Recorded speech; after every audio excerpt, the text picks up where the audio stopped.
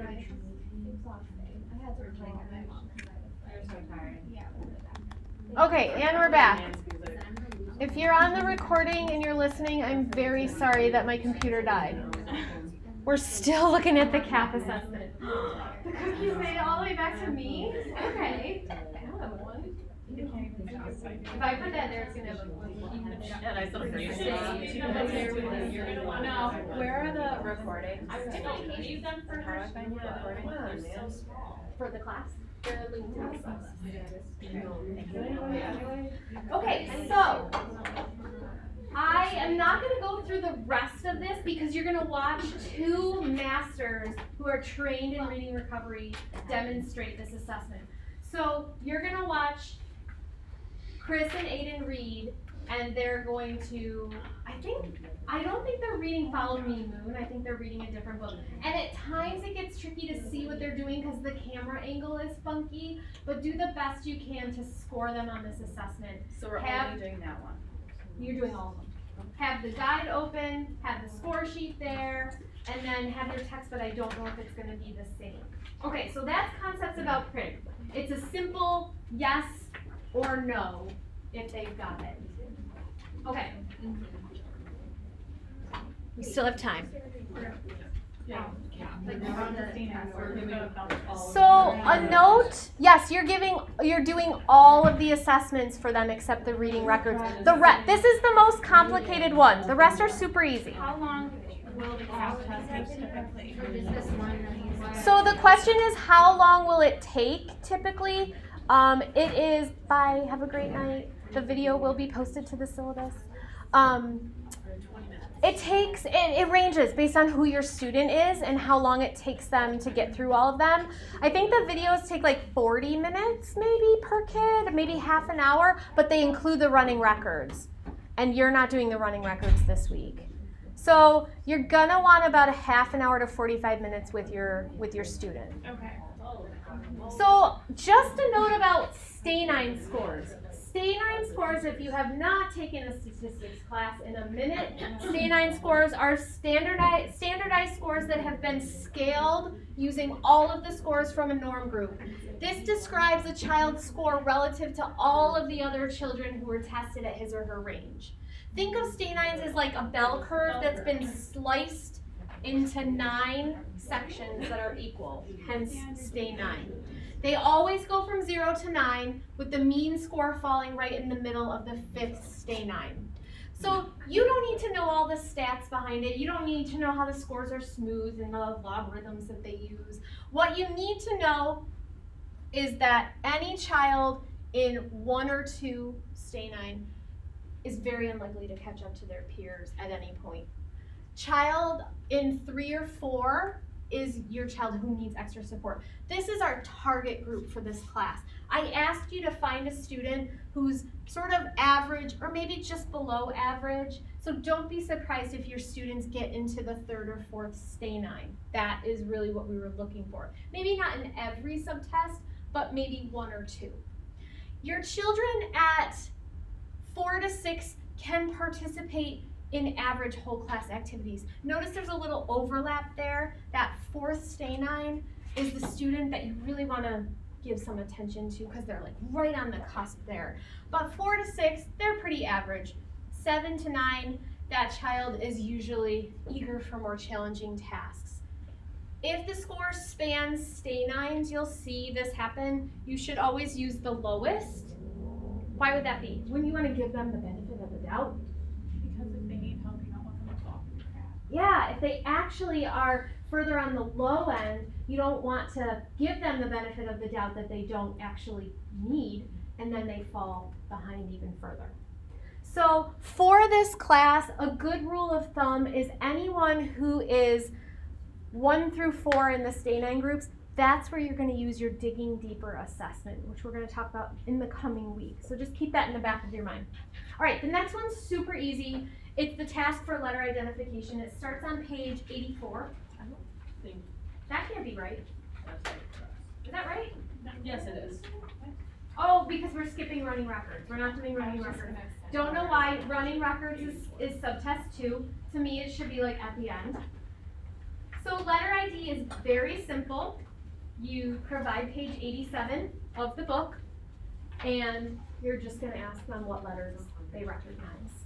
So this assesses their knowledge of all the letters, lowercase and uppercase. It's designed to find out which symbols the child is noticing.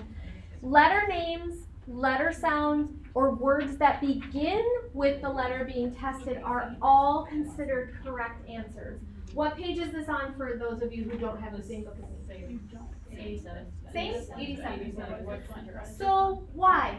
That last thing I said, why is it letter name, letter sound, or words that begin with the letter being tested? Why are those all considered right answers? It depends on the kind of instruction they've received. Well, because we want What them do to you know mean? the sound. Well, if they haven't received phonics or phoneme instruction like we were discussing earlier, they might not know that it sounds like a, but they might know a. Yeah, exactly, because of the different kinds of instruction that they may have received. Okay, so why is it okay to accept a word that starts with that? If you show them the letter F and they say, oh, Fish. for, or fish, Because they're making the connection between the letter and the word and the sound. which is what? Phoneme. No. Phonics. It's it's like 3 skills later. It's a way more sophisticated skill. So if they can run down words for all of these, they're even better off than someone who just names the letter of the alphabet. Do you know? Okay, never mind. So provide them with a copy of this large print page. Ask them, what do you call these? They should say letters. You'll see, oh, I forgot to tell you, this is so important too. This test originates in New Zealand, and so the children taking the test are from New Zealand. So just a little heads up, like she'll say, what are these called? And he says, letters. It's so cute, or however you say it. And then when she gets to the letter Z, what would he call Z? Z. So don't mark him wrong for Z. That's how they say it. It's so cute. So then the question is, can you find some that you know? This is not being tested, it's to ease them into it. If they don't respond, ask, do you know its name? What sound does it make? Do you know a word that starts like that? And then move on to the other letters. So you're going to start like easing them into it. Are there any that you know? And they're probably gonna nod because they're shy. And then you would have them start up here and go through all the letters that they know. So there's a script for this. And it is on page 86. To introduce the task to the child, say, what do you call these? Can you find some that you know? Point to each letter in the lines and say, what is this one? If they don't respond, so there's a whole script for what you need to say. I have a question. And then, to score it, give me 1 sec. Because maybe I will answer it. This is another one, they're either right or wrong, so score any as correct. Letter name gets a check, so if you're looking at your score sheet, follow along the score sheet, which is here. If they give you the letter name, you do a check in the A column. A for what? Alphabet. If they give you the sound, check the S for sound. If they give you a word, check the word column. IR is for incorrect response, and then you would want a check there and also record what they actually said. So either a letter, sound, or word is considered correct. That's right. Yep, you should not, somebody last semester tested their student on all of them. Please don't do that. That's over assessing unnecessarily. If they give you a letter sound that's correct, done. Even if it's incorrect, done. So who had a question that I didn't get to? Someone over here. I think it's use a masking card under the line of the letter. Yes, you can cover with a piece of That's what I was paper gonna or tape or a masking tape, or You do like a window thing where it's like one at a you time. could do a Okay, that's window, fine. yep. Any of those techniques are appropriate. So we're doing all the letters, just not like alphabet, sound, word. Correct. You're doing So all of we the don't letters need on to this do- page. You're not doing all of Yeah. the iterations that the test Okay. can offer. If they say this the name of the letter for all of them, Done. that's fine. Yep. So really, that's what you're looking for. Can they name the letters? Are we doing this in the same sitting as plays? The first one, the moon, following the moon, concepts of print. Probably not. The schedule that you use for your assessment administration is completely completely on you. If you're in 3rd grade, you could totally give concepts about print and this, and they would laugh at you because it's way beneath them. If you're in 1st grade, they might struggle. So it all depends on the kiddo you're working with, and you need to feel them out. If the concepts about print takes them 40 minutes, you're not gonna wanna continue on with anything else. Alternatively, there's no rule for the order that you administer these in. This is a nice one to start with. It's an easy one for them to enter because most children are gonna know their letters. So you could do this before the blue. There's no requirement for the order in which you administer the assessments. Hannah, did you have a question? Yeah, once you get down to the lowercase letters, do kids ever say little a or little f? And that's acceptable. They can just say that? Yep, that's Okay. acceptable. So you can see, score as correct, either an alphabet name, a sound that's acceptable, a response that's where they say, oh, it begins like, and they give you a word. Usually there's what not to score. I guess not for this one. Sometimes what trips children up is the G, because it's a serif font, and then the Q and the A sometimes is a little funky. They fixed the A though. And, oh, this is a good one. If they fix the A? Yeah. Oh, they have 2 versions in it. They have a So standard there's a version. change. Oh, Oh, there are shoot. two. No, but it's No, an this old is one the old too. version too. Yeah, I this is have- the old, this this is is the the blue one. one. I have a good Did eye. it change to G? My A is. The last There's one. two of them. Sans serif and then there's There's two. Oh, G's. they're both in there. Okay, got it, There's got two it. G's too. That's purposeful. Yeah, They got don't it. have 2 Q's. One thing that sometimes happens, and you are allowed to correct for this, Yeah, that is. if they see that letter L in the 3rd column up, if they say 1, you're allowed to say, do you know a letter? Instead of a number. What about I? Kids say that a lot too. Like a capital I sometimes. No, you can only do it for the L, because the letter I you can see has those, oh, you're No, I thinking think she's Roman saying L looks numeral? like No, like if they say this looks like an I, the lowercase L. It could look like a capital I, Like a if you capital just I. write. Oh, I would, no, that would be That wrong, would be wrong. that would be Yeah. wrong. That would be And wrong, then- because that's a different letter. If they say a number, they're not even in the same Okay. system. Ask them for a letter. Well, cause I've been doing this, Mm-hmm. and a lot of them will see the T has a little loop on it, we don't make a T like that either. The T. Yeah. Oh, At the least mine. serif on the. Yeah, the I sheet. agree, this is such a terrible font. So, use. I The know. W is all, Yeah. so could I've just been rewriting the T next to it. Oh. You can do that for the benefit of the child, but then you can't do a norm score, because this is how every other kid has been tested. And I would argue they will be reading all of these kinds of print in books that they read. There's a lot of books that use Times New Roman, which is what I think this is. So the Q, So- I can't draw a tail on Q. Nope, you can't change Peter. any of the letters. If you You do, just can't use it against. if the you norm do, score. you can just write about it, you can't talk about their norm scores, which is what this whole assessment is about. They have assessed thousands of 1st graders and found what the typical score is. And if you help them, you have unvalidated their score. So you can no longer say, this student knew, how many are there? 54. This student knew 54 out of 54, perfect score, they're great. Oh, also I helped them. Like, you see what that does to the score? It changes things. It is terrible. But it also helps you as a teacher. So what does it help you to know if your student struggled with G and Q and T and L? Don't use that font. Show them. Or show them that font, because this font is in books and they'll come across it. Out of context in a list of letters, of course, is a little different than if they were reading a book and there were other letters around it, but still, that would show me, oh, I need to show them the serif G because it looks funny, and they didn't know it. There are also, I should say, in the clay book, little snippets about the rules and the exceptions and the things that you can help them with and stuff like that.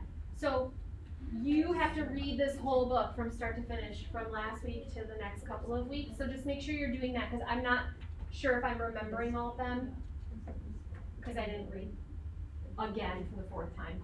And so there's no copy of this other than this, so we That's should right. make copies of this. correct. You should make copies of that or bring your manual into the field with you. Okay, other questions about this one? So then you would transpose your score to the front sheet again. So here you would mark letter ID here. You would have your concepts about print here. That's your score is going in the box, the raw score and the Stay 9 score, and then notes that you have. Like you would write a note, student had all of the concepts about print correct, or student struggled with the letters that had the serif font. Okay, word reading. Word reading is a set of predetermined words that the student reads as you track their accuracy. Standardized word lists are developed from the words that children will typically find in reading materials for first grade. So that's how they develop this list.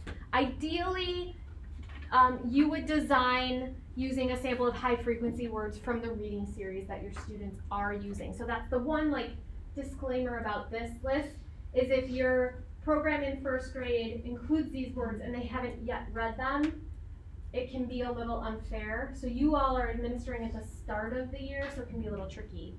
There are 3 alternative word lists provided. Why do you think? Does anyone know what they're getting after when they have 3 forms of the same assessment? So they've got list A, list B, list C. You're only giving one at a time. Why are there 3 different kinds? Not for differentiation, that is a great thought, but they're meant to be, they're calibrated to be the same difficulty, and they've been tested over and over and over with children, so they're found to be the same level of difficulty. Why 3 word lists? Nope, not an average. Collecting the data, I don't know. Okay. Say For more. retesting. Yes! Woo! Did you look it up? No, For I didn't. you got it! For I was looking for retesting. this. So any assessment that has multiple forms, if you have a good norm referenced assessment, you will include multiple forms for retesting. So one might be given at the start of the year, one might be given at the middle, one at the end, so that they're not getting the same test and you're looking for reliability in your assessment instrument. So this test is highly reliable. No matter what list you give to your kids, no matter what day you give it on, the average first grader is going to do the same on any given day with any given list. So that's them trying to be reliable. They only read one list. They only read one list. Can they choose to read more than one? Sure. Any way that you can build in choice would be fine. But I would not show them the list and say, which one do you want to read? Why? Because they want an easy word. Yeah, they're going to be like, oh, I know the word I. I'm going to pick that one. So you can say, you can pick A, B, or C. Which one do you want? And then build in a little bit of choice. Okay, so this one is pretty simple. Have a copy of the word list with you. Have a copy of the score sheet with you. Take a look at the score sheet. It's got all the words there. Select one, cover the others up. Point to the practice word and say, what is this word? If they say is, then you can start. If it's incorrect, you're supposed to say that word is. You're supposed to just immediate corrective feedback. Don't score the practice word. That doesn't count in their points. Point to each word in turn asking, what is this word? And this one? And this one? Moving on and on. If a word is not said, move to the next one on the list. So I think there's a rule. Does anyone remember reading if you've read this, or can you find it? I think it's 3 seconds you're supposed to wait. It said do not wait more than 3 seconds somewhere. There you go. Do not wait more than 3 seconds and then you move on and just point to the next one. How about this word? Because you will have children who will just sit and stare and they'll try all of the decoding techniques. If they're still trying to decode after 3 seconds, you can just give them the word come. And then, how about this word? They're decoding. That word is for. How about this word? So you should move at a quick pace. Only 3 seconds. Is there a rule if they get so many wrong in a row you stop? Does this have a stop rule? I can't remember. This is a good one. If an error is self-corrected, write SC. If the word is correct, you give it a check mark. Record anything that's incorrect next to it. So if they say moth for mother, you would just write moth next to it and it's not counted. I don't see anything about that. There's no stop rule, so you should give the whole list. Yeah, cause they still fall into it if they get one right. Yeah, great. They still fall into a stay 9 group if they get one right. So then you would look up the stay 9. I just want everyone to know that you're using the New Zealand stay 9s. This is always confusing for people in this class because you'll see in the back appendix, they have an entire set of United States norm scores. So if you're working with first graders, you can use the US norm scores. If you get placed in anything that's not in first grade, you have to use the New Zealand scores because it's based on age. I'm leaving it wide open. If you're in first grade, you can do either or. Just know that, and they're pretty similar actually, just know that the ones in the tables are actually normed for children in New Zealand. Okay, questions? We're getting there. We're almost done. Writing vocabulary. So this one allows you to examine what features of print they are attending to. Writing is a good indicator of children's knowledge of letters and sequencing. One of the quickest ways to know if your children have an awareness of phonics is to ask them to write, because then you can see their literal strategies for sounding out words. It's like being able to peek into their brain when you ask them to write. That's because reading and writing are related tasks, and strengthening one helps the other. So this assessment can be given at any time, in any place, without any instruments besides a piece of paper and a pencil. It's not very useful for children who can effectively write 50 words or more. So if your child is already a writer, a superstar writer, and they can write whole stories by themselves, and they're often writing more than 50 words in 10 minutes, this assessment is no longer effective for them. This is really meant for your emergent writers. So this one's pretty simple. Give them a pen or a pencil, have a copy of the observation sheet with you. They tell you to fold it and at the dotted line and then tell them the instructions. I would just give them a blank piece of paper.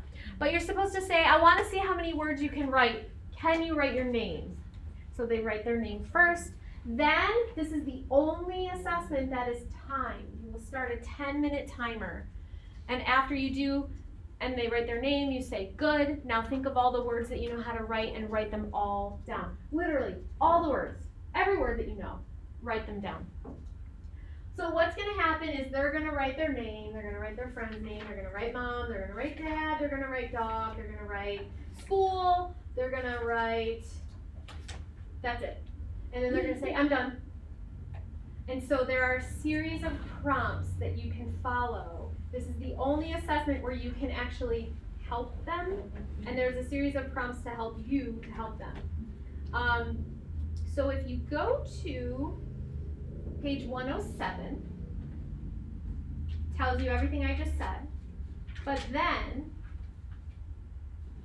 you can start saying, do you know how to write go? Do you know how to write me? Do you know how to write look? And then there's a box of first grade appropriate words that you can continue to ask them. Notice in the box it says this is not a list to be dictated or used for teaching. You're not teaching with this assessment, and you don't have to ask them all. And you can ask others. But the idea is to keep them writing for at least 10 minutes, and that's going to be really hard for some kiddos. And at some point, like if they're on the verge of tears, we don't want to ever make children cry. You should stop. So use your teacher judgment, and if it's painful for them, you stop. Do we stop? We can stop the timer. You stop the timer and the assessment's done. Yep. So if you have gotten all of the words that you think you can get out of the child, you can stop.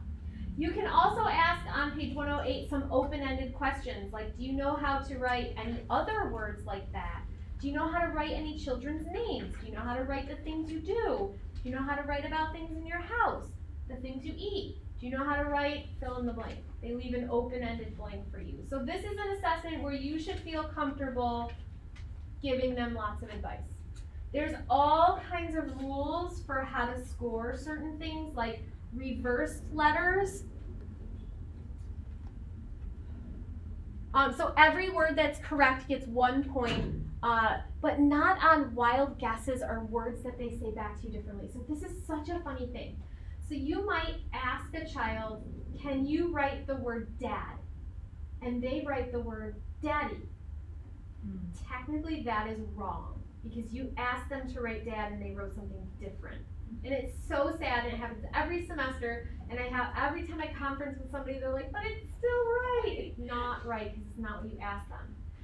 But alternatively, sometimes you'll be like, can you write the word did? And they'll think for a minute, and then they're thinking about something else, and they write the word car. They weren't trying to ever attempt the word did. They were thinking about their own thing. That's a slightly different situation, and I would give them credit for the word car. If they wrote daddy and you pointed and said, what's this word? And they said daddy. You're not supposed Okay. to do that with this assessment. I think it Yeah, says, they shouldn't read. You should not be asked to read the words that they have written. so you can't ask them. But if you dictate and they write something, you have to mark it wrong if they didn't spell it exactly right. Letter reversals, on the other hand, are never incorrect. So if they are flipping B's and D's, or the typical letter reversals, or you know from their writing that they have another letter reversal, those are never incorrect. Words written from right to left are correct if actually written in that direction. So if you ask them to write the word dog, and they start over here and they write D-O-G going backwards, That's wrong. it's correct.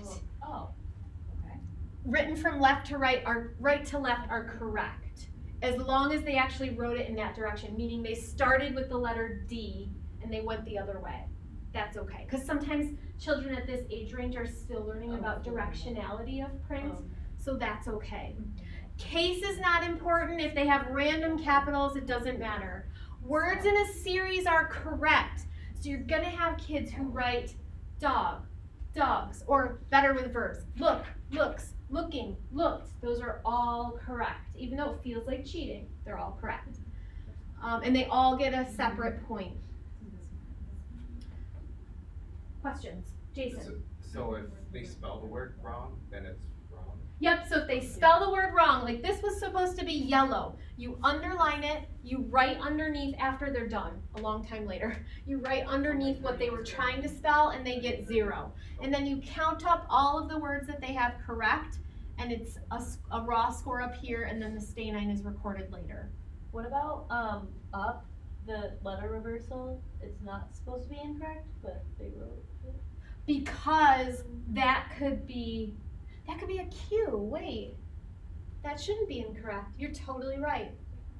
Fire.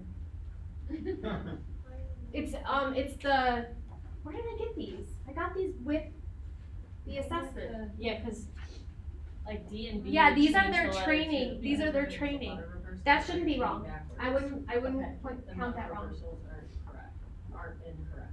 If they Correct. put like a tail at the end of it and it was And clearly it was clearly a cue. Yeah, you would not count that. But yeah, I wouldn't count that as incorrect. That would be correct. Questions? Right. I'm trying to see. Be very careful if you're in a classroom that has a word wall and their eyes are wandering. You have to make sure that they're not in a room that has a lot of environmental print, because they'll just start writing what they see. It says that they're not correct if the reverse letter could be a different letter. And then they mentioned QOP But what versus about POP. D and B. What about BD? Those could be different letters. I would never count anything that could be a reversal against them. Okay. That's just my personal. So here's what you're gonna find as we start to do this assessment. You all have to develop your own assessment persona. How much of a purist are you going to be? Are you gonna follow the book? I can already tell who's not going to be an assessment purist. Just remember that anything you change really does change your ability to norm the scores. So there's one more subtest. How are we doing? It's 6:40. Ah, shoot, we ran out. Okay, I thought you were gonna say. try She was gonna swear. the last one on your own. Girl, you I know do about actually swear a lot outside of class. So what you have to do for homework very, very quickly is listen in this slide. This is the only place you can access it. No, that's wrong. It's linked in the syllabus. Listen to Chris, listen to Aiden, score them, do the best you can with the hearing sound. We'll pick back up next week with that one. Okay. And come back with your score sheets already filled in, and we will do an analysis workshop. I'm sorry I went over. I owe you 2 minutes next week. Yeah, you do. I was actually 10 minutes late, so I can't really talk, so never mind. I owe you 0 minutes. You owe me 8. Oh, you 8. I'm gonna just keep teaching to you for the next 6 I'm just gonna minutes. sit here and hear. I think that's probably the experts. We do every time. Hi. So for We're watching that video and it's just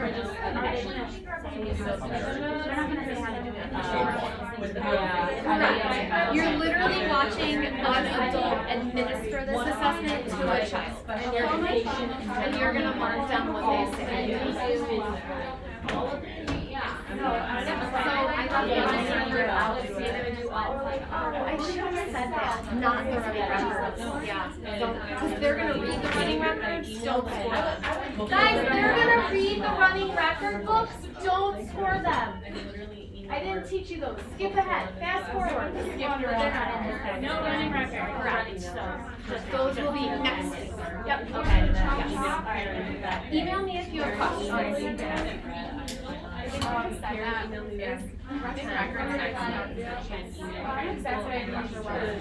so wrong. Yes, I have a PhD in this, and I still have to like stop and think about things. It's so hard. And it's not. What does this mean? You'll be told. No, next week is an analysis workshop where we will. Wait, I said next week is running record. Yes, first half we're going to talk about the data that you provided and what you do. Like I'm not even worried about that. All right, we'll talk. I'm sorry. No, it's often a result of. I think knowing that. Who forgot theirs? Knowing that our school will give us a program. It's like, yeah, that's like a lot. And even if they don't, there are programs out there. Right. You're never gonna be flying solo. Oh my god, that's right. And then how is Yeah, it you like too. coming out? So I have a question for you. So, Wait, isn't this your charger, Genevieve? Oh, Genevieve. Genevieve, That's your charger. come back. Yeah, you don't want to get that. It'll cost you like however many dollars, because that's why they want to do it. So they're trying to do. And then you just do those classes and you just submit that in. If nobody dies.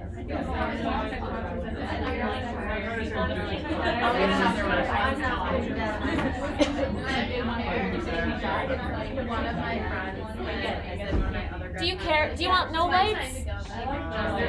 Is this too dark and snoozy? so like it's not hard to like. Good? you put it Okay. through, they'll tell you exactly like. Okay.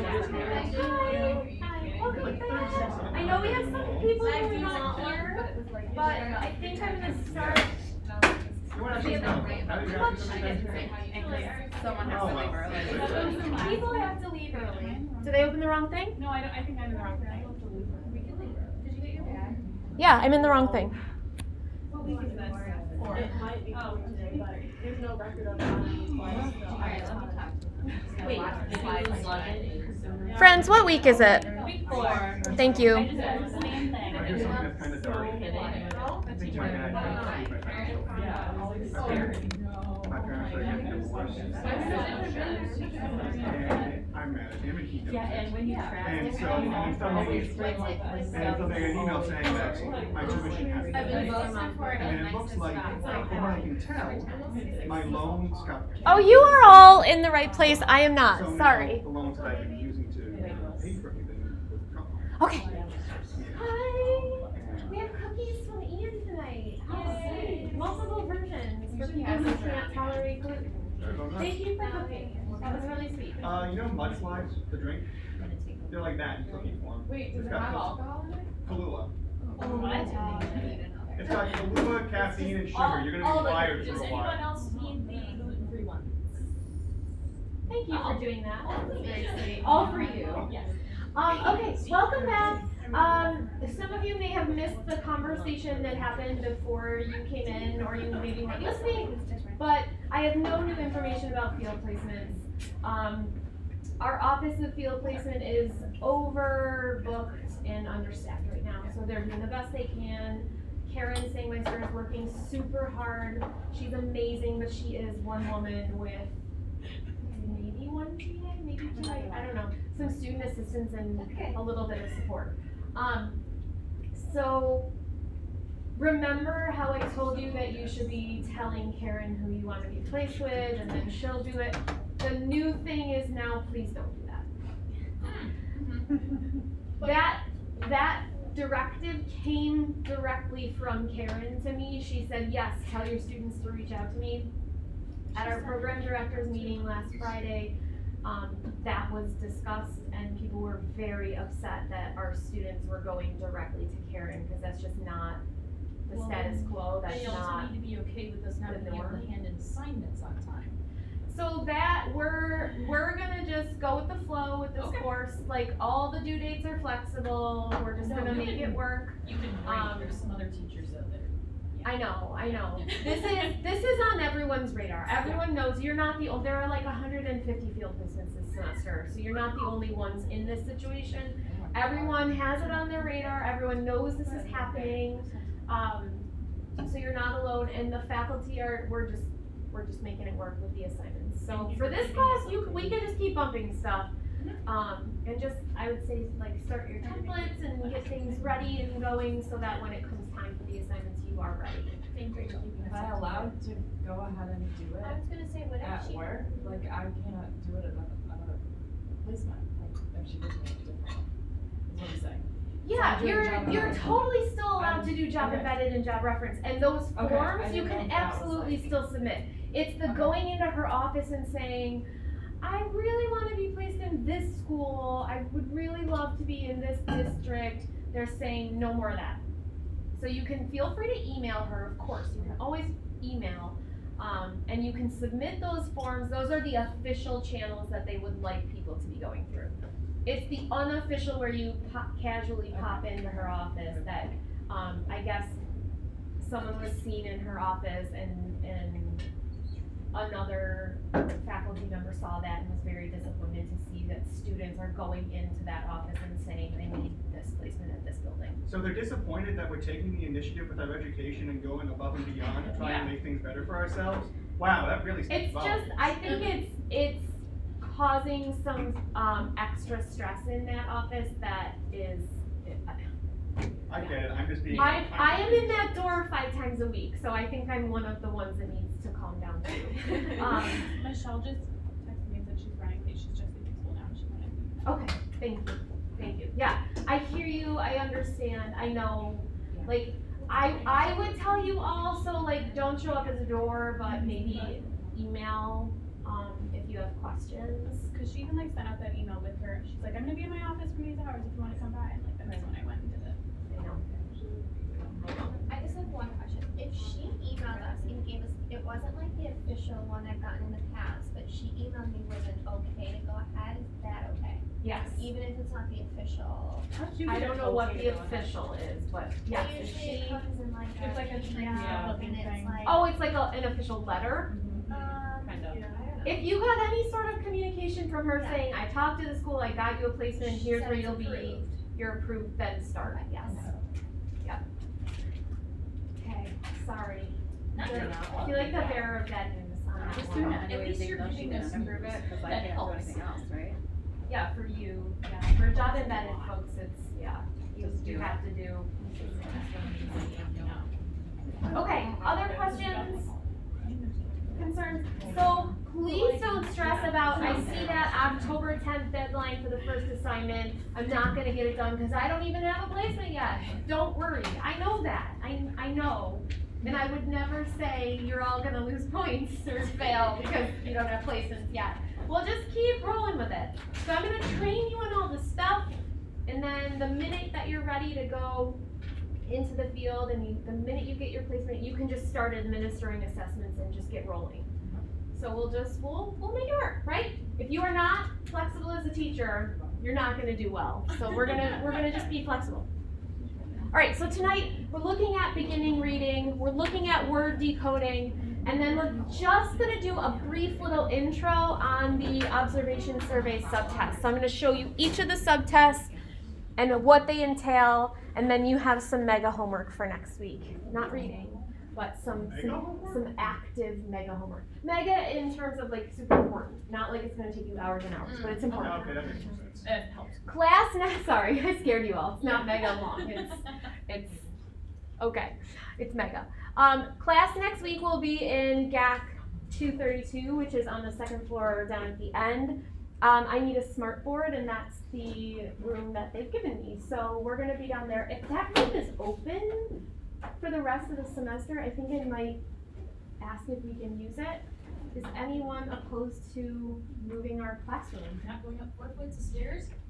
Yeah, there's that. So I'm gonna see if that's possible, because I really like teaching in that room. I like the smart board. This room is not very tech advanced. So next week we'll be down there for sure. I've reserved that room. It's open. It's available. They gave it to us. So please meet down there next week.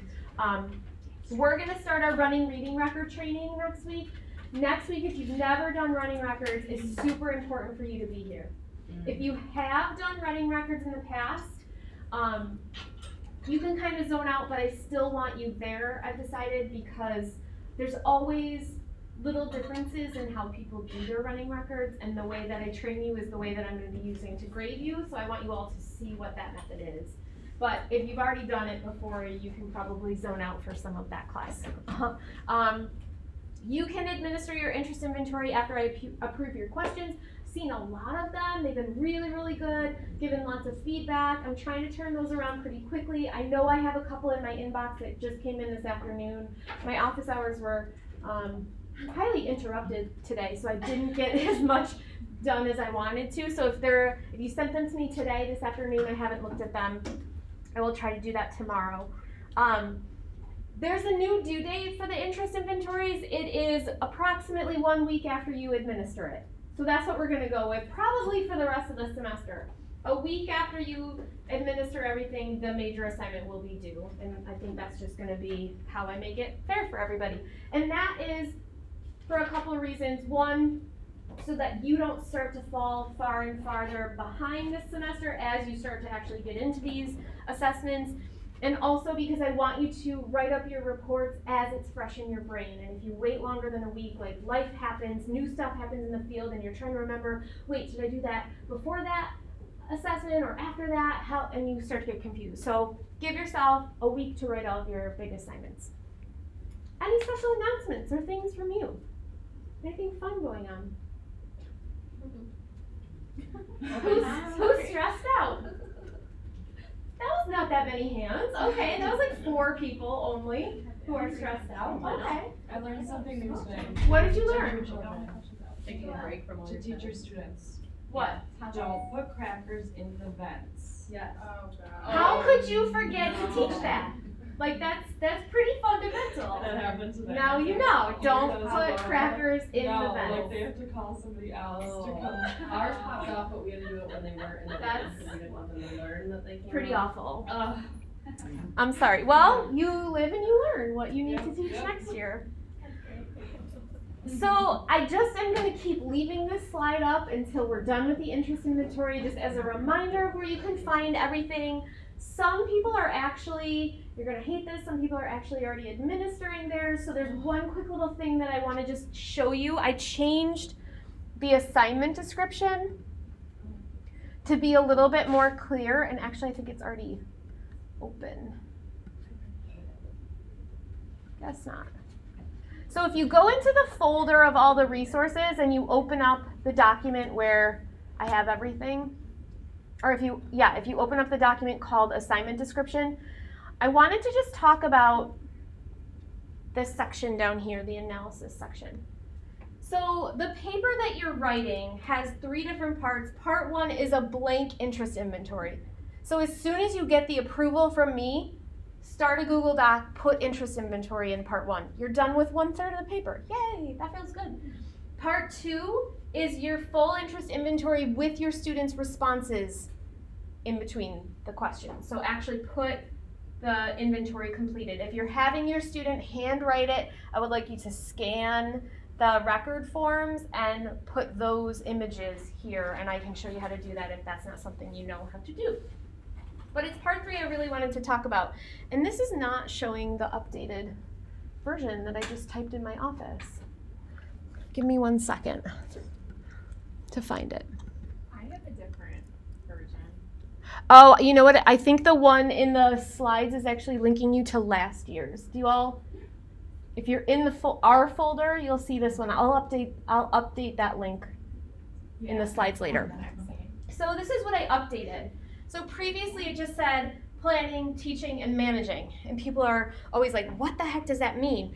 And so I explain it in class, and then there's always people who lose points on these sections because they mix them up. So I decided, I was talking on the phone with Amy today, who couldn't make it to class because she's sick. I was helping her think through this section, and I realized, why don't I just type out what goes into each of these sections? Like, I just had a really duh moment, so I did that. So now these hopefully are much clearer for you. So in part 3, you're gonna start by introducing the a summary of your assessment experience. So what was it like as you were assessing? Where were you? How did you administer it? Did you make any notes to yourself? Set the scene. And you can see that's done really well in the sample paper, so look at that. Next, I want you to talk about your planning. So for this, the focus question is, how might you develop the content for your lessons or for your assessment work based on what your student told you? And then why would you choose that content? And for that, I want you to connect directly to the evidence from your survey responses. So for example, Amy's student really loves dance. She's like in love with dance. She wants to be a ballerina. She's all about dance. So the content that Amy should focus on for her assessment work, you get to choose the text that your students read for running records. She should pick books that are about dance, because that's going to interest the students, connecting to her interests. Then when Amy gets to the part where she has to plan the instruction based on the assessments, she might also choose things that align with that student's interests. So here, you should be talking about the responses that your student gave and how you're using that to help you plan the content, the what that you're teaching. The teaching section should answer this question: how might you actually teach this student during your assessment work and your lessons? So this is your methods. What kinds of teaching methods would you employ and why? What sorts of supports do you anticipate providing and why? So if your student tells you, for example, I feel like I need a lot of help when I'm writing. My writing is not very strong, and I like to sit next to the teacher when I'm writing. That's your code for, I guess I'm going to use guided writing. Guided writing is where you sit down next to the student and help them and do a conference with them. So think about the kinds of teaching you might do with that student. Be sure to talk about specific evidence, and this is not a repeat of the content. People love to talk about the what in this section. This is the how you're going to teach. Almost everyone, pretty much everyone in this class should have some sort of gradual release of responsibility, the I do, we do, you do model in this section. That's the style of teaching that you're all doing this semester. That's the lesson plan I'm going to show you at the end. So that's a little teaser. I didn't put that in here, but you should all be referring to the gradual release of responsibility. And then the last section is managing. For this section, I want you to answer this question: how might you manage the behaviors of your student as you work with them? Was there anything in that student's responses or the behaviors that you observed when you gave your interest inventory that you will consider as you think of managing your time with them? So this is things like, was the student highly distracted? Were you constantly redirecting them and reminding them? Do you think a reward system would benefit that student, or some positive behavior reinforcement? Another thing that you might put in managing, if your student was super distracted by the very loud classroom that you were in the back of, might you move to a quieter space like the library? If you're in the hallway and it's a constant parade of classes going by and your child's the town mayor waving at everyone, would you maybe consider going to a quieter space? So that's one way that you can manage. Think of managing as like the student's behaviors as well as the learning environment. How could you manage to better suit that student's needs? If they told you that there's something about their learning that's difficult for them, could you work that into that physical or that management environment? Does that make these sections a little more clear for you? Okay, so then when you write up your entry slip, you should have a little snippet from each one of those sections for why your interest inventory helped you plan as a teacher. That the answer's right here. There's no new writing in your entry slip. Remember, that's the extra thing you gotta do that you can find down here. So for that entry slip, take a little chunk of each one of those sections and talk about it, or cut and paste. I saw a hand up somewhere. Who had a question? I just did that, but. I have a couple of questions. Yes. Specifically the managing part, what if you get really lucky and you have a student that wasn't distracted and did everything you asked them to do? Okay, so what if you have a student who is super eager to help you, is on time all the time, is ready to work with you. You have star student. What could you do for managing them? You can talk about what you think encouraged that behavior, like what specifically in their environment motivated them to be on task. Yeah, you could talk about what's making that learning space productive for them, even if it just is that they are super motivated to work with you because it's one-on-one time and they're excited about it, that's okay. I will continue that kind of teaching. Other ideas? You could always just do a reward system too, Yeah. because obviously if they're doing it right, they're still earning things. A reward system is never a bad idea for any child. Yep, I would still say, if you work with me for 20 solid minutes, I'll let you play on the iPad or the whatever device for 5 They might minutes. not need it. Even if they don't need it, it's a reward for them for going above and beyond.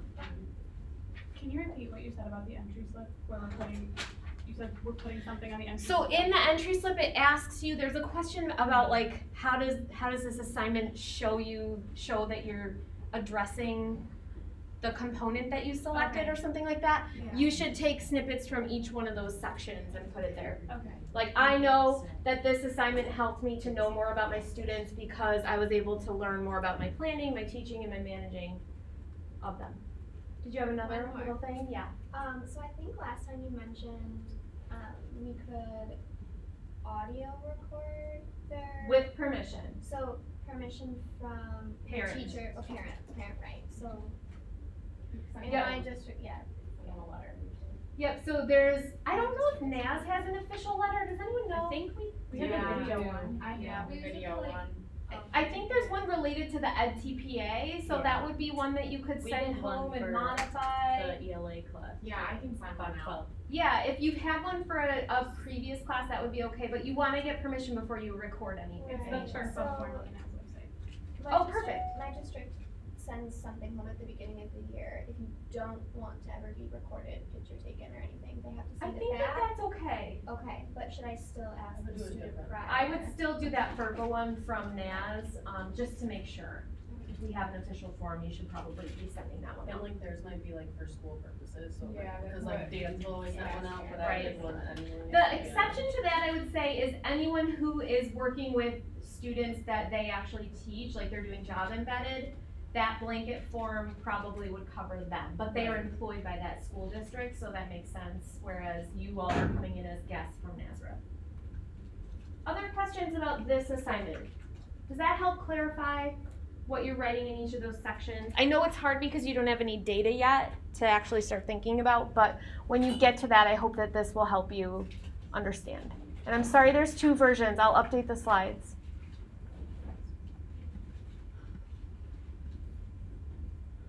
Okay. Quiz time. Another quiz.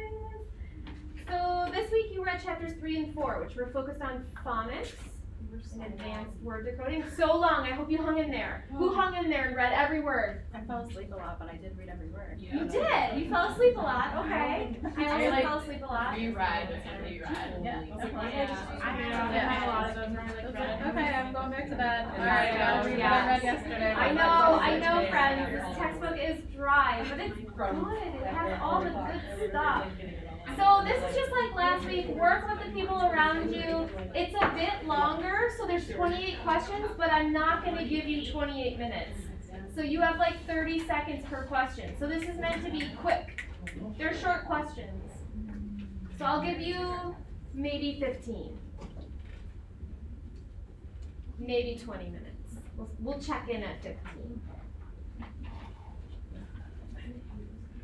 But again, the CST will absolutely 100% have questions on phonics, like Yeah, for sure. it does. A huge chunk of it will be phonics. So if you have not taken the CST, I would say challenge yourself first. Don't look up any answers. Give it a try based on the reading you just did, because this is kind of it for what you're going to get for phonics in this program, and then see how you do.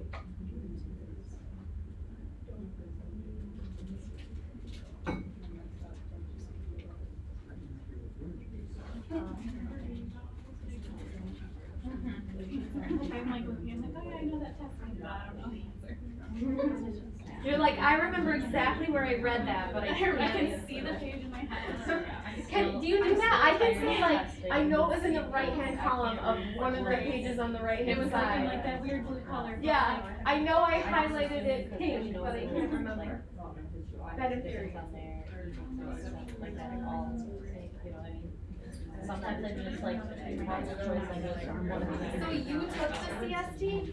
Is this like giving you that flashback? Yeah, I can barely even read these, I'm still so tired, I took all three at the same time. What is wrong with you? I did the same thing though, I wanted to just get them, and I took them first, they were my first test. You Yeah, did this the is my CST second. first? You didn't do the EAS? You I gotta did ease all into of it. them.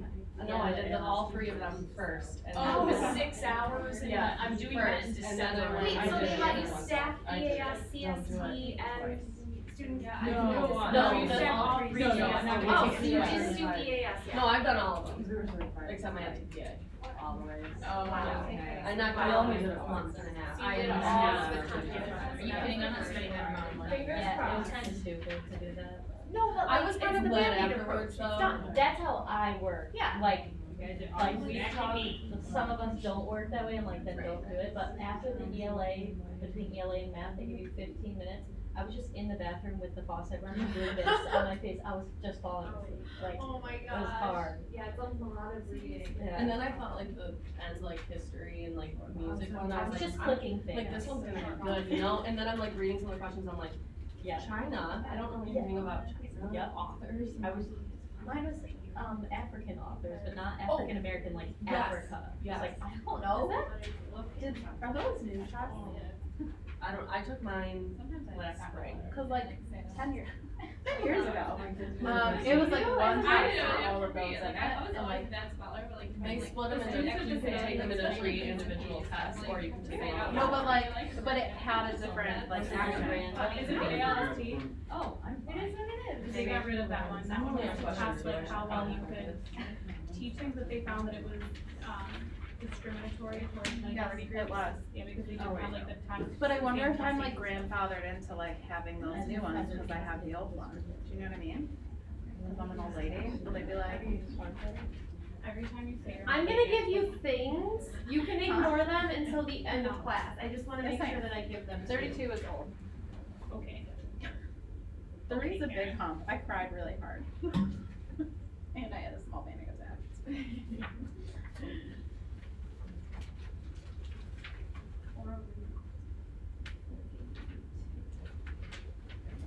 But I like wanna Google that now. I wonder if it's not needed. No, I can do these. So like, hold on. Which test are you using? Those 3 that you The guys are talking about. CSTs. Well, cause you would take them if you're doing art education. We, like, every teacher had to take that first, no matter what. Like, we had to study a whole bunch of stuff that didn't even, like, it had math, it had ELA, it had all that stuff on it. Are you K-12? Birth 12, yeah. I don't know. Should've done my 3 10 years. Yeah, girl. Wait, but is it, yours is CST? Yes. Yeah. It's out, you could write multi-subject tests and that probably. Right. I ask Google that question. No. Does it? Oh, maybe I need to go to like, right, No, I think that's what it was, when I saw that. Yeah, yeah, she's going there. I didn't even. This is for your homework.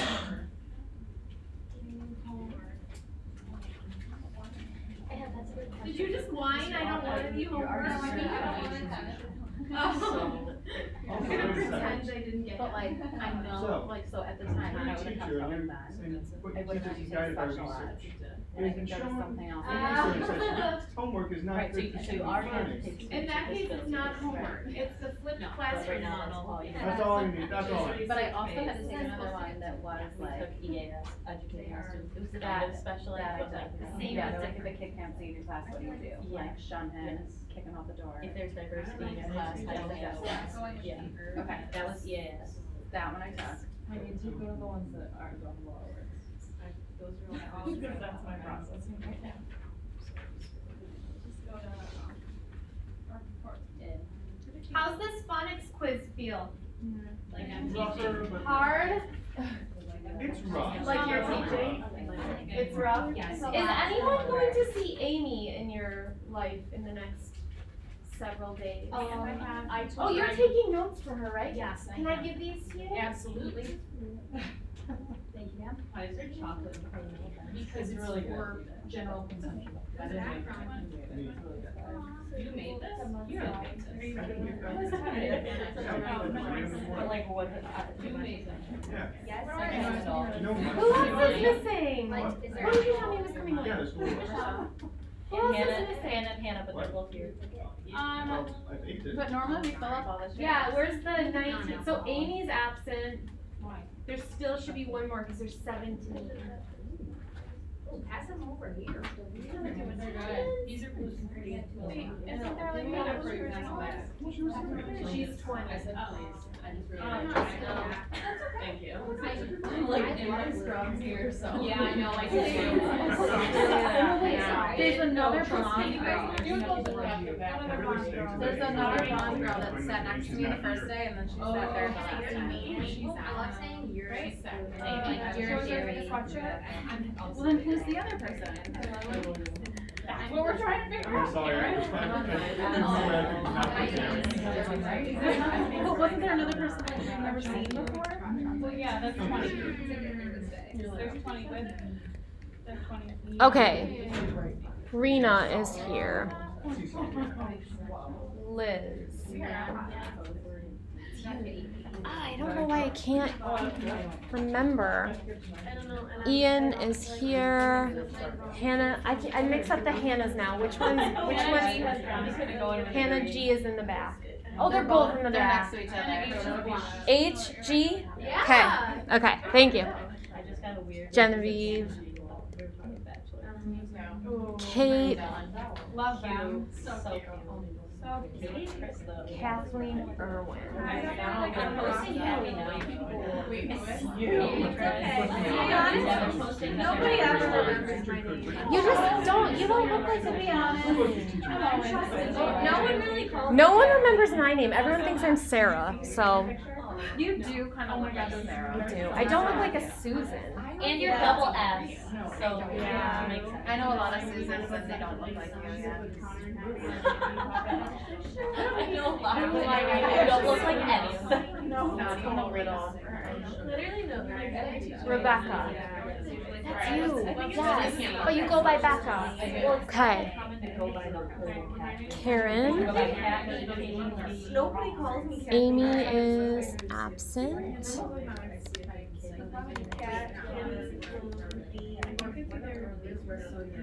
Jason's here.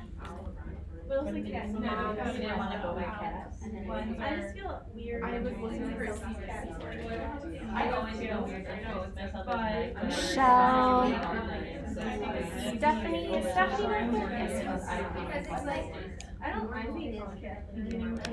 I like it best with people visiting. Brooklyn, I saw Brooklyn, right? Yeah. Yeah, I grew up in Megan. I learned right out the gate, and it's like N, that's. Meg, yeah. Your name tag says Meg, but you're Megan. Well, by birth I'm Megan. But you like Meg.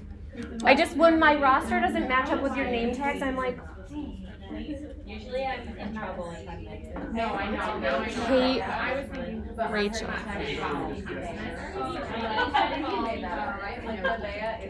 Monica in the back. Okay, so everyone's here. I'm so confused. I emailed you that I was gonna be late. Is that what you're thinking? We can just like go ahead and pick out names.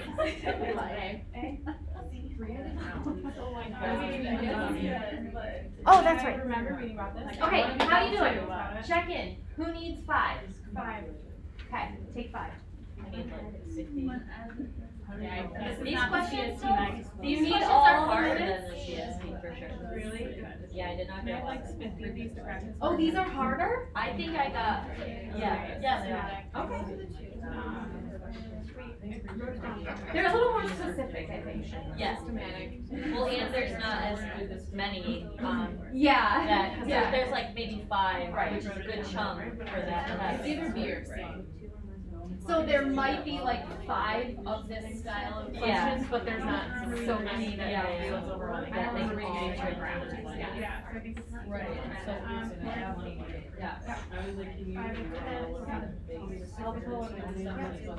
I did not know this. I remember them saying test your letter naming because it does really help you. I think like what I have to do with, Yeah, cause if they know the answers and sound. questions were Yeah, short. it's just, do you know the letter? Until they asked us if they were the Right, same. I was just like, oh, these and others, oh my god, so I'm not, so I was like, it doesn't tell you if they're, My grade it and just, my it'll, I can give you an idea of what history is.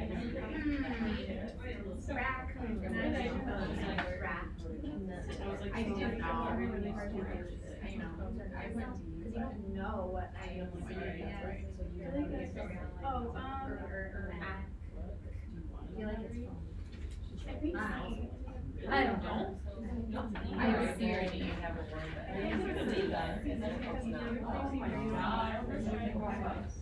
I'm really good. It's really here.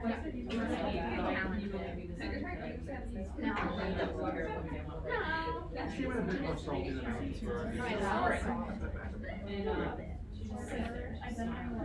Right, so I had the last day.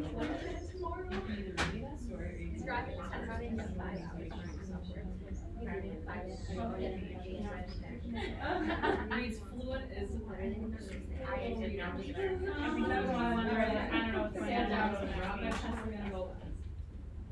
And then that's all I did. And I like haven't highlighted them yet because it's still very late. That's like the last 14, I have. That's the last book. Oh. I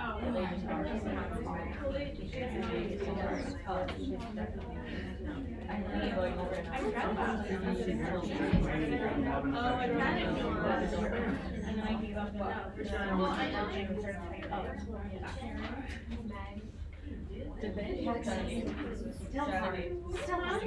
Would it be easier to remember cat? Yeah. Yeah. You look like a cat. That's what most people. I don't mean like a cat. Like 6 years old. Okay, honestly, if we could just carry on over right now, the cat is super cute. Well, I still haven't gotten really like the shell and the cage. I've never been cat. That helps me with hate. I've never done it. Well, I never started teaching. We all get real fast. Monica had classes. I don't watch it, I just gotta Brooklyn, Liz.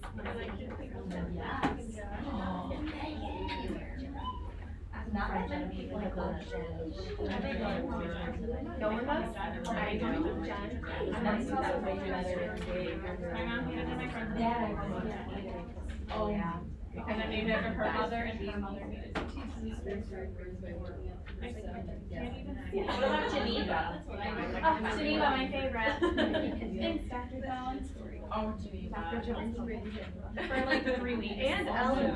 No, and then Ellen did it, and I was like, are you guys talking If about we me? say that, let me just tell I corrected her like yeah, 3 times. It was like a joke by that point. I corrected her like 3 times, and her and Ellen both did, and I was like, they must be talking about me, because they're both calling me Geneva. Thank God.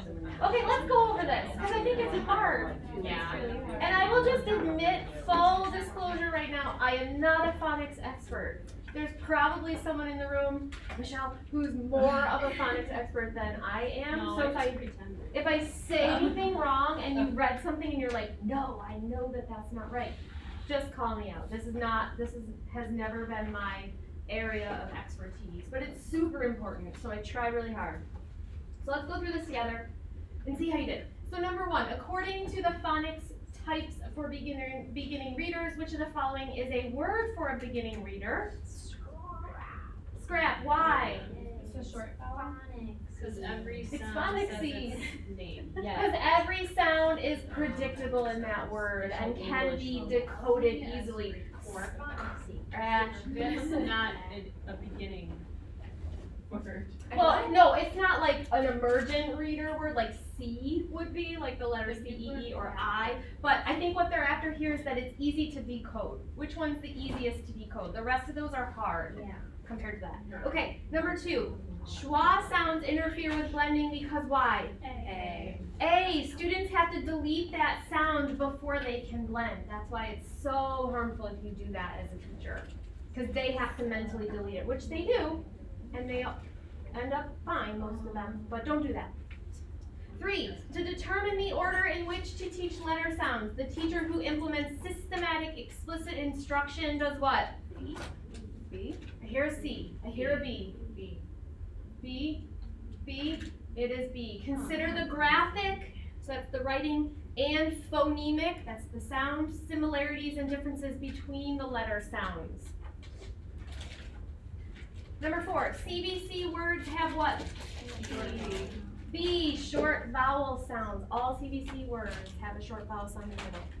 5, select the best answer for why learning to automatically say the sounds for B and P is confusing for some children. Yeah, because those letters look and sound pretty similar, right? Remember last week we were figuring out where all the sounds are made. B and P happen right at the front of the mouth, so not only do they look a little similar, but they also are physiologically similar. 6, exception words are words that have B, uncommon sounds or patterns that students have not yet learned. Those are exception words. And it's always good when you're teaching phonics to throw in exception words so that they know not every time you see this will the rules stand. Michelle? The exception words, is that like high frequency site? Yeah, that could be like high frequency words. So if you're teaching a pattern, if you're teaching a pattern and it doesn't fit, the is tricky because there's no real pattern there. But can you think of a word that we say differently? But like you're teaching the rest of the words in a pattern and then you get to this one that follows the pattern but it's not said the same, that would be an exceptional. Cow and so. Bow, cow and bow. Like you're teaching the OW says ow, and then you see the word so, and that one doesn't fit. So you would throw in one that's an exception to the rule that you're teaching. Oh, like when you teach the magic E. Yes, when you're teaching magic E or secret E or silent E or whatever you call it, and you find a rule breaker. Which they always do. Because this is English. That's all I heard. 7, one of these tests should not be used for progress monitoring or as an outcome measure because this skill is not needed to read beginning words. Which one? But letter naming fluency. Research shows that students will still learn to read even if they don't know the letter names. So that one's not a good indicator of reading success. 8, which curriculum-based measure provides the most direct information on a student's ability to decode words? C, nonsense word fluency. If they can decode nonsense words, there's a better chance that they're going to be able to decode actual words. Can I ask a question? You may. On 7, what is oral reading fluency compared to Oral reading fluency is like a running record. Listening to them read and seeing how fluent they are. Letter naming fluency is literally the letters of the alphabet and can they identify them? Oh, okay, gotcha, Good question. thank you. Number 9, the daily practice and decodable reading associated with systematic explicit instruction. C, encourage, those two things, encourage students by providing them with decoding success. Questions on that one? That one seemed like quiet. Question on 7. What's your question on 7? Well, cause it says, the question asks, a skill is not needed to read beginning words. Mm-hmm. If I'm just testing a student on reading beginning words, like I wouldn't necessarily test their oral reading fluency. Do they mean like letter naming because you don't necessarily need to know the letters to know the sounds? That one. Yeah, this question is about the fact I that guess if it said the skill is not needed for reading, beginning reading. so, like, which of these skills is not essential to learning to read, essentially, is what they're asking. Oral reading fluency, you gotta have that. You can't read if you don't have that. Nonsense word fluency, that's incredibly helpful to beginning reading. You have to have phonemic awareness. The only one that doesn't, good reading doesn't depend on is your ability to letter name. You should just not teach them that. Some programs don't. Which is interesting because then they get to like mid-first grade and they don't know the letters of the alphabet, they know the sounds only. It's very interesting to be in a program where they don't teach letter name. What if you need, what if they gotta spell something? They do the sounds. You don't And they teach know them how to form reading. the letters, like you would say, and they could write a D, they know the letters, but they don't necessarily learn the names for them. And that's because of that research that says that you don't need to know the letter names in order to read. For 9. Yep. I thought it would be A as well, cause in the book it says like drill and kill, like could be an issue for people like repeated practice because, I can't say like something. So listen to the whole sentence. The daily practice and decodable reading associated with systematic explicit instruction are examples of drill and kill and should not be helpful, or not helpful. That just doesn't make sense. Daily practice and decodable reading are super important, and they are not drill and kill. They're like, they should be unrelated to drill and kill. Does that make sense? Yeah. Okay. 10. The first strategy that fluent readers use when they encounter an unknown word is to employ what? C. Phoneme grapheme associations. What is that? That's fancy talk for what? The sound that goes with the letter sound corresponding. Sound it out. That's the sound it out strategy. The phoneme that goes with the grapheme. The sound that goes with the letter. They associate that. 11. In teaching students to spell regular words, a teacher could use, there's a word missing, which of the following phonemic awareness skills to support students? Your code here is phonemic awareness skills. D. It's D. Why is it D? Because it's a sound. It's sounds. And then when you're teaching them to spell, it's segmenting that's more important. You want them to be able to segment so they can say cat, k, segment that out, use the letter a, segment that out, figure out the letter t. So segmenting is more helpful than blending would be. It's the blending. Like Blending helps with reading. Oh, Cause okay. it says spell. So blending, if you're blending, you look at all these letters and you know the sounds and you blend them together. Spelling is the reverse order. It's taking the word and putting the sounds onto the page. Make sense? Yes. Okay, 12. Which teacher is following the best practices with respect to teaching beginning word reading? Gable. Mr. Gable teaches his students to read words by looking at the first sound and then guessing based on the context. Highly ineffective. So who's doing it well? B. Miss Gilbert first teaches her students letter sounds. As soon as some sounds are mastered, she teaches the students to blend those into words. As soon as they can blend words, she starts introducing word families for those sounds. That's a good progression toward reading whole words. We laugh about that Mr. Gable just saying take a wild guess. That is, you would be amazed at how frequently that's the main strategy taught to children. And that would be that whole language approach. Do you see anything that can help you in the word? Now give it a guess. Or that like, what's that strategy where they like pop into it? Or I can't remember what it's called, but basically like you pronounce the first letter and just let yourself pop into the rest of the word and say whatever pops into your mind. It's crazy town. Bad practices, bad practices. Okay, word walls can be, yeah, problematic if you can't decode any of the words on them. They're pretty pointless. Wait, so does that mean like if they're all like exception words or something, or like not? When it's saying can't decode, does it mean you haven't taught them how to decode it yet, or does that mean Yeah, like a it means regular- like it's your first grade class and you have all these first grade appropriate words, but they don't know how to read them yet, so they're not appropriate. A word wall, you would want to introduce the words as part of your language study. Like this week we're learning the words I and like and see. Now those are going to be up on the word wall, so you can always find them if you need to, and you keep adding as you introduce. Bad word walls are set up at the start of the year, up at the top of the wall. There they are, there's the words when your kids have not even learned to read them, or they have no relevancy to them. Did someone have a hand? Ian? I did, I was gonna ask, but you literally answered my question with the whole Super. explanation of adding the words as you go. Fantastic. 14, predictable books. Hey? Ooh, I heard literally every letter. It's B. Show students that they don't have to always look at all of the parts of the words. So predictable books, what's a predictable book? Give me an example of one. Cat in the Hat. Cat in the Hat. Yeah, those I can read. I can read to mom. How about this one? Brown bear, brown bear. What do you see? I see a Red cat. looking at me. Yellow cat, yellow cat. What do you see? I see a first bird looking at me. So your students can memorize the pattern so that, because it's so predictable, so that as you turn the page, they know it's going to say the same thing as the previous page. That helps them to understand that they don't have to always look at all parts of the word. That's getting into automaticity. So that sounds kind of like guessing, but it's not guessing because they know the words from the predictability of the text.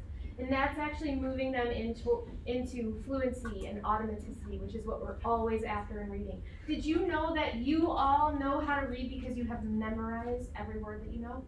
You don't decode words, with some exceptions here and there. You don't decode words. You know your brain recognizes the word, like you see that word dog and you automatically don't know it because you've memorized it. That's called automaticity, and that is what fluent reading is all about. So by using that, you're saying, like, research actually supports using those? Predictable text? Yes, absolutely. Yep, because it They're allows actually- them. They're not really decoding it, they're memorizing it. Yeah, but it gives them that experience of quote unquote reading, and then as they pick that book up and start to do finger tracking, they can start to realize, oh, I do know that word. That word is brown, and I know that because this book is brown bear, and so the first word will be brown. But I mean, can they show that, like, when taken out of that context, they can still see that word? Not necessarily, but it still 'Cause I is was helpful. using those, but then when we like took that and applied it to something different. Yeah, you're like, literally why don't they know the word and brown I'm like, anymore? Yeah, not necessarily. That connection needs to be made explicit for children because they won't always see that. But when you pick up that book the next time, they should be able to recognize Oh, yeah. it. So Right. yeah, it's not perfect, but it helps them. And it helps them to feel like readers when they can pick up a book that they've memorized. Okay, 15. Which approach is effective for decoding multi-syllable words? No, it's not the syllable approach. It's the part by part approach. That's the one I started. Breaking up the word into those separate parts, the syllable parts.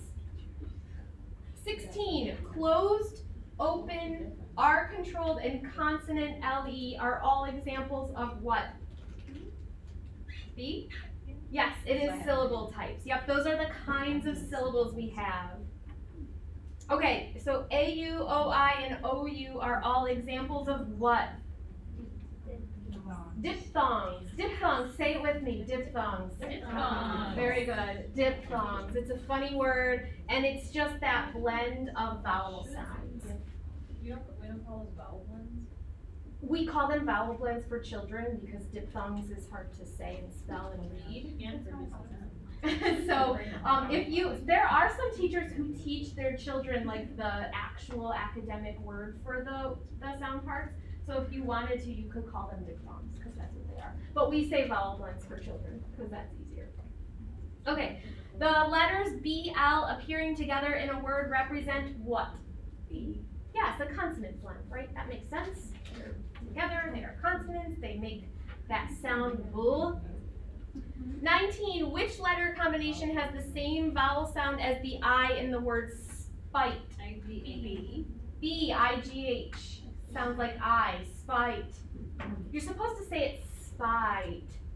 No one says it like that. We use the schwa sound for that, right? It sounds more like spite, like spa. It's a lazy word. Remember those from last week? So the letter combination OW as in cow is a what?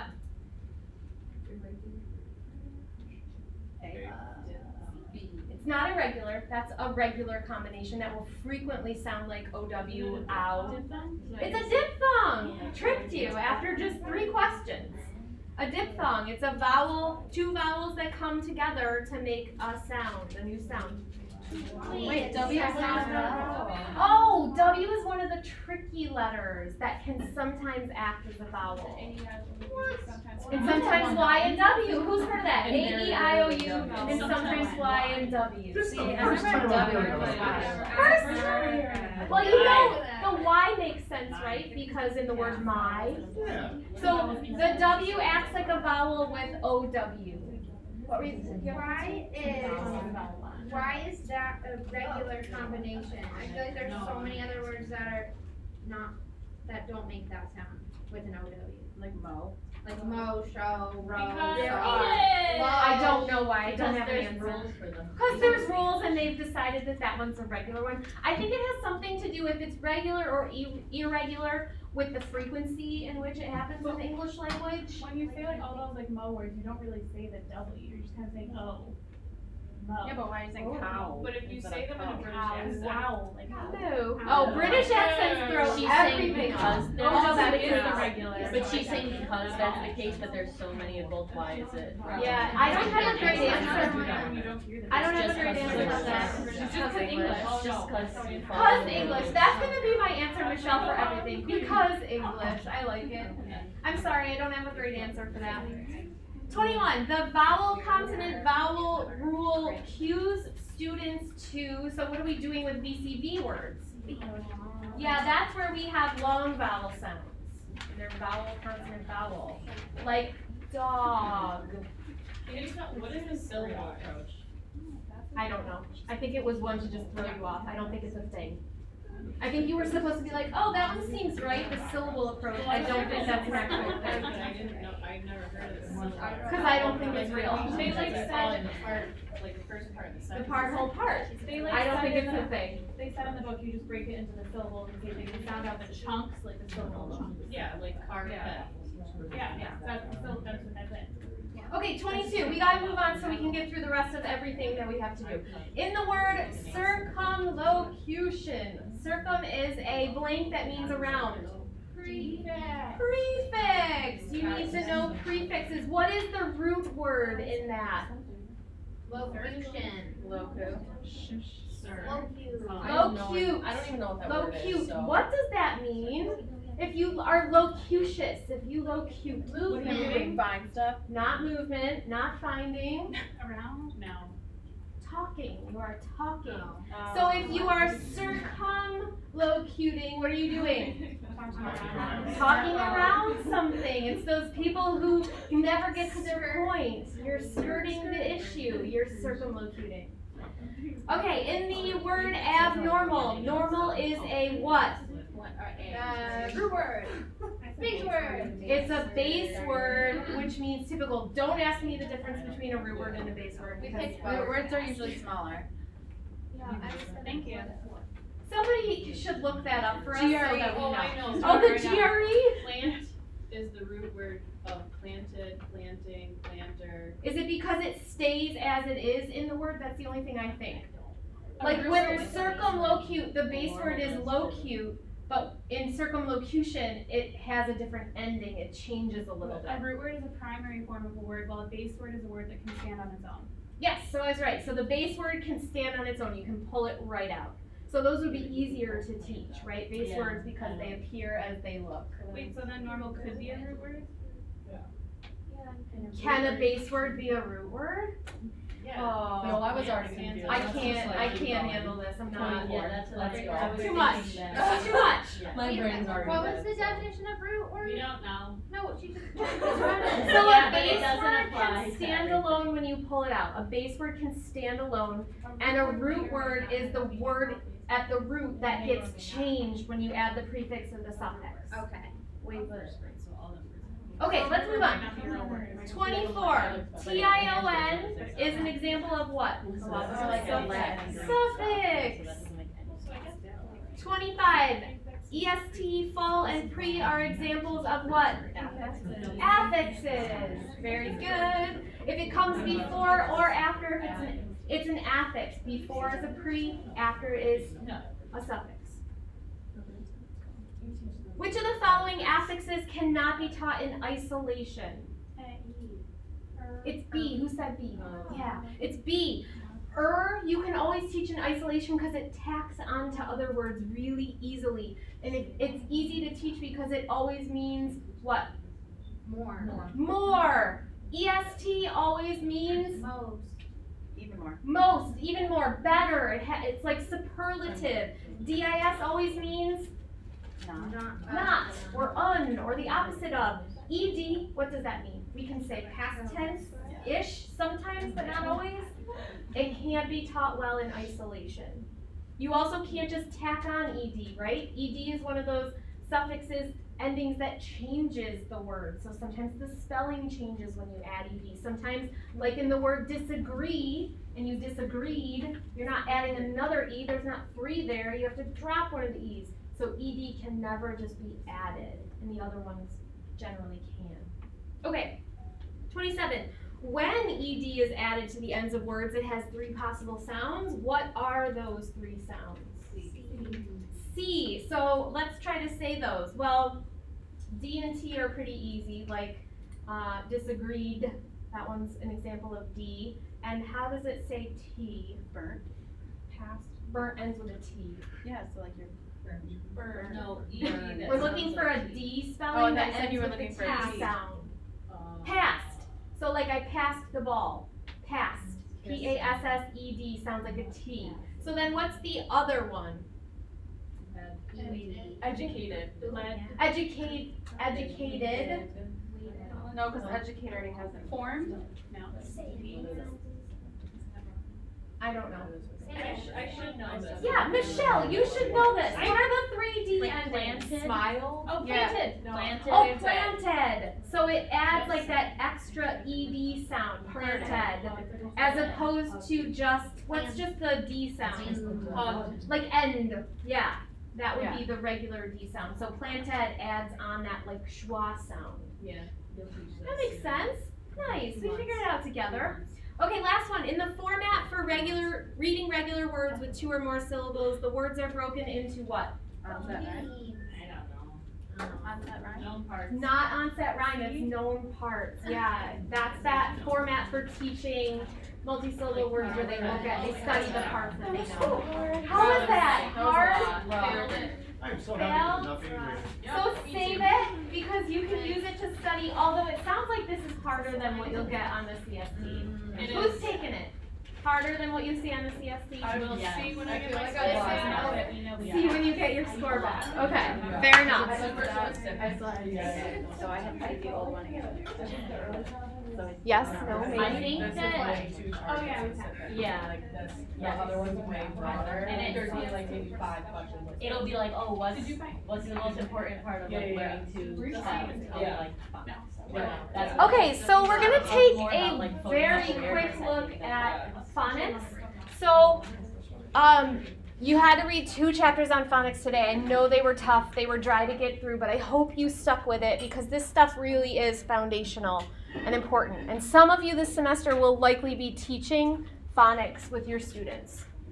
So very quickly, this comes from the Gunning text, which I do refer to again and again. It's a book that I really appreciate as an instructor on this stuff. It's not one that I have my students read for classes. It's like the theoretical kind of abstract piece.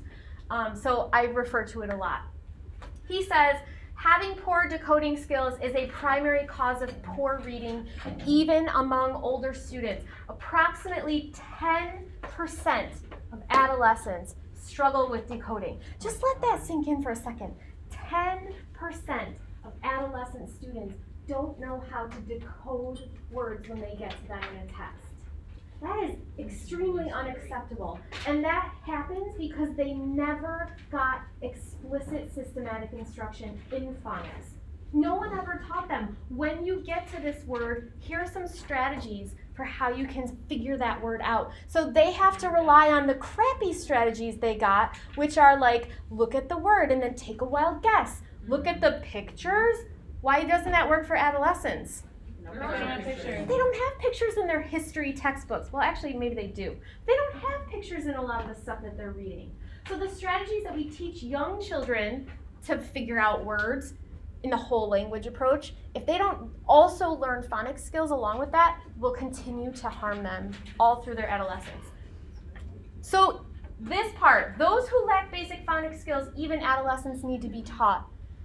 I can't stress that enough. If you see a child who doesn't have phonics instruction as a teacher, it's your job to make sure that they get it under your instruction, even if they're adolescents. So some of you, if you ever had the inclination to teach middle school, I don't know who would ever do that, but if you ever thought that would be a fun idea, and you see your middle schoolers can't decode words, you should teach them phonics instruction, even if it makes them feel like babies, because then they'll learn how to actually read.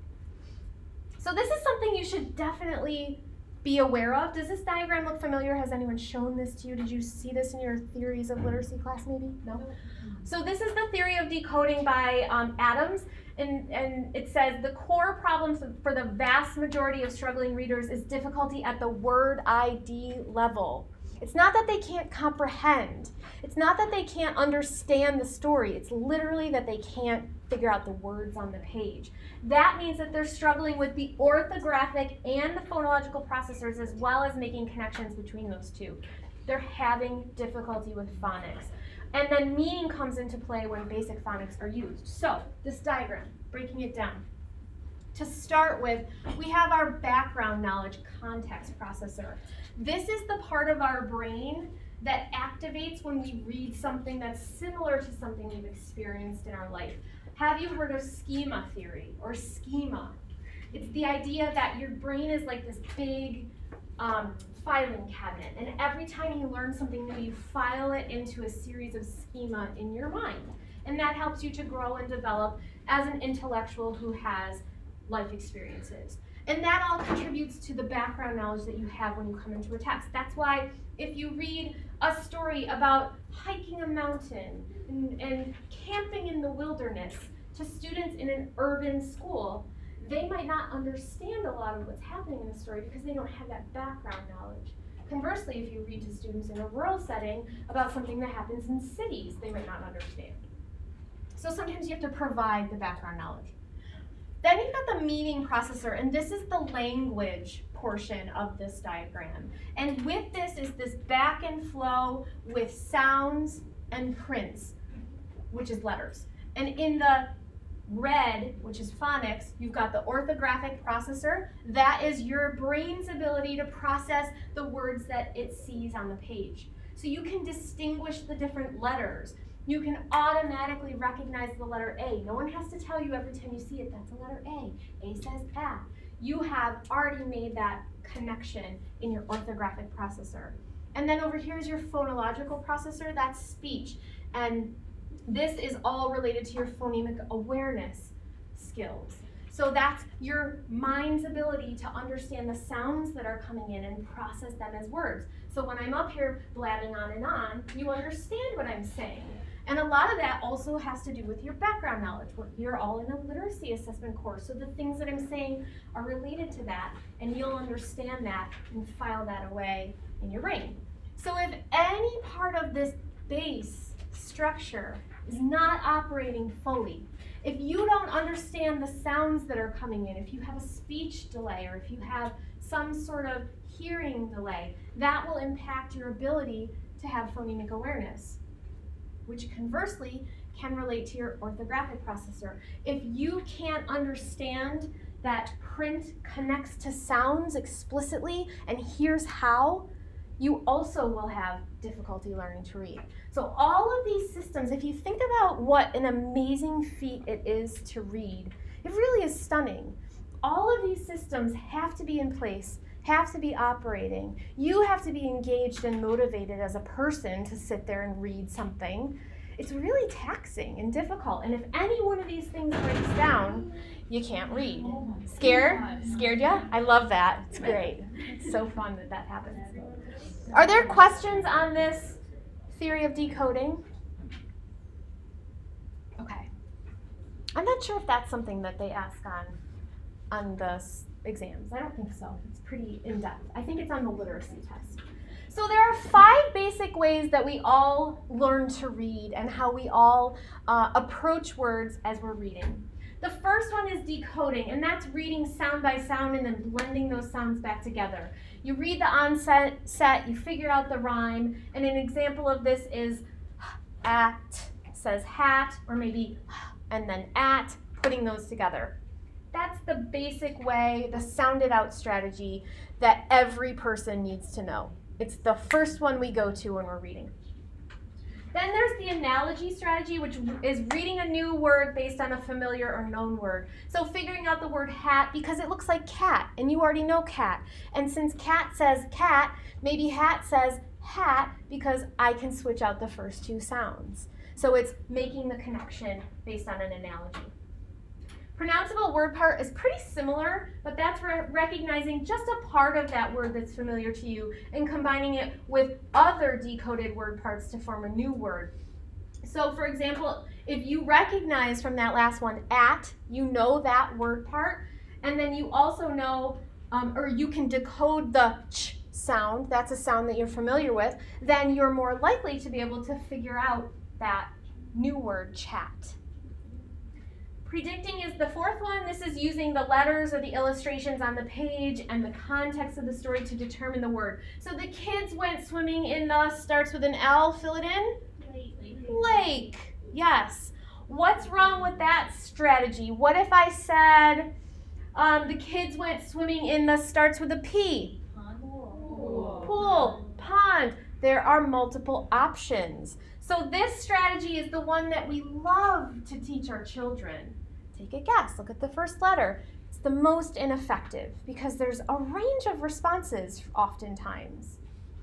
Memory or immediate recognition. This is what we're all working toward. This is the ultimate pinnacle of reading. Recognizing the look of the word immediately from memory. In time, every word that you read will become memorized. Sight words are in this category. The, because, said. With enough exposure, you will immediately be able to recognize words. Isn't that fascinating? Every word you read as an adult is memorized. I just think that's wacky. That's why, have you ever seen a word in a new font that's funky? And sometimes you have to stare at it and you're like, what does that say? I can't really read that. Or someone's handwriting is really sloppy and it's hard to read. It's because your brain has to remember the letters and think about what it would look like in that new font or in that script. Questions about these? So when you're thinking about supporting a student who has needs in phonics or in reading, these are some of the strategies that you would want to teach them to employ as a reader. So the key to teaching is providing a good balance of all of these. None of them are super effective on their own. Decoding is probably the most effective, but they also need to know some context for what they're reading. And eventually they need to memorize and have automaticity. So you need to have a balance, monitor your students' progress, give them new prompts as their needs change, balance the use of semantic, syntactic, phonics strategies. Ooh, what are those? Semantic, syntactic. We'll learn about that in a couple weeks, don't worry. But never, ever should you pose a riddle-like prompt to your students. Something like this. This would be what a riddle, I've heard parents do this with kids. You know that word, it rhymes with mat, and you wear it on your head. Why is that super ineffective? Why would that be ineffective, Hannah? Well, like when someone's not there to help them, like they're not gonna have the skills to be able to read words. Yeah, when you're not there to give them that fun riddle, they're going to have no idea how to read that word in the future. It's not giving them a strategy to help themselves. Instead, you should encourage strategy use. What sounds do you know in that word? Cross-checking. That word that you just said, is that a real word? And self-correcting. Does that make sense to you? So those are the strategies that you really want to use when you're teaching a child to read.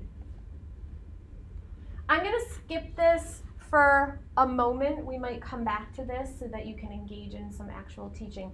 This is like always on the CSTs. This one, they love to ask about this. The 5 phases of reading development. This is ARI. There are lots of people who have phases of reading development. This is the one that I've chosen to share with you. It starts with the pre-alphabetic logographic phase. In this phase, children will recognize icons and logos and images, and they'll say things like McDonald's just because they know the golden arches equals chicken nuggets and a Happy Meal.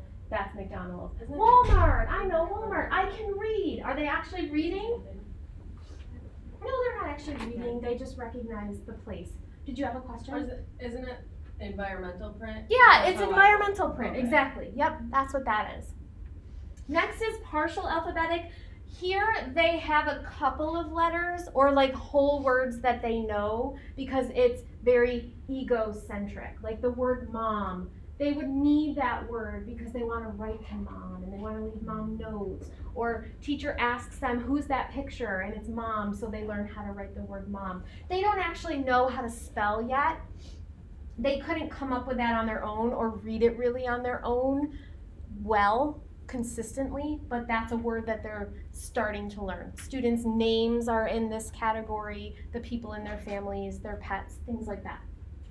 Full alphabetic is when they're finally able to start decoding. So they can look at that word cat, they can figure out all those sounds, and they can also make that connection to the concept of cat.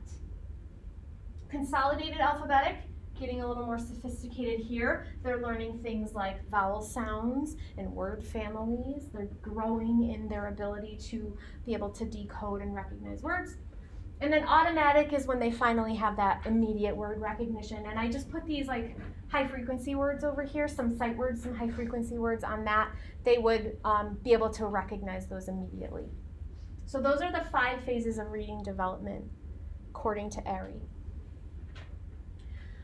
Phonics instruction should always be, I feel like a broken record, early, systematic. What does systematic mean when we're talking about phonics? Building.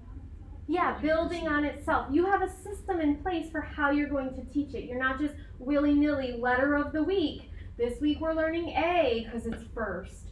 You have a system in place for why you're developing in the letters. Based on your students' needs, always based on students' needs, and combined with frequent and extensive reading opportunities. You should never spend more than 15 minutes a day on phonics instruction. And the phonics skills being taught should match the text that you're going to read afterwards. There should always be a real text example afterwards that uses the words that you've taught them. Does that surprise you that it's only 15 minutes a day?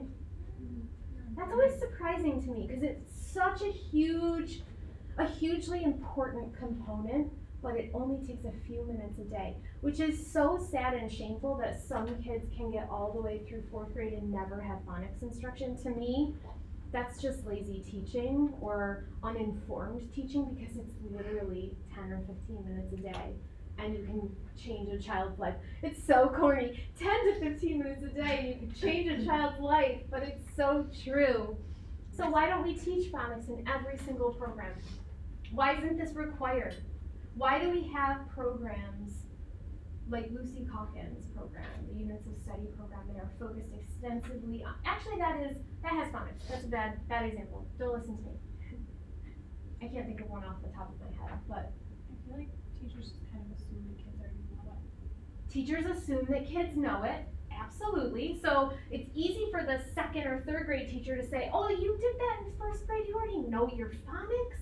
I don't have to teach decoding, they've got it. Okay, why don't first grade teachers teach it? Ian, not all of them. The bad ones. Maybe they think that they'll get it just during the day. Oh, we're gonna be reading this book, so that's how you'll get your phonics. Okay, what is that? We're gonna read this book later and you're gonna get it then. Yeah, so this is that time-old debate of phonics versus whole language, and there are still people clinging to that whole language approach, that it's okay to just immerse children in literature and model good reading for them and show them text on the screen and read it aloud and they'll get it.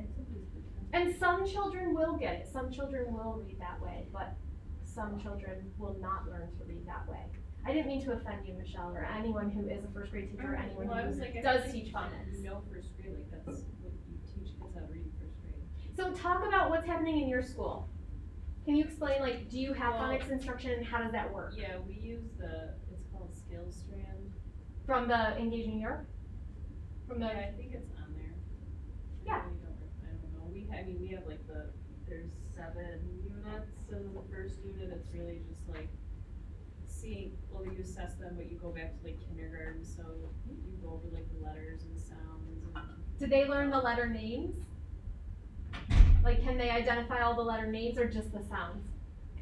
When I first started, I was like huge on, they don't know their alphabet. Yeah. And then I was like, We actually I don't was need to. like, well actually, no, I don't really care. If you know the sounds, I care if you know the sounds more. Yeah.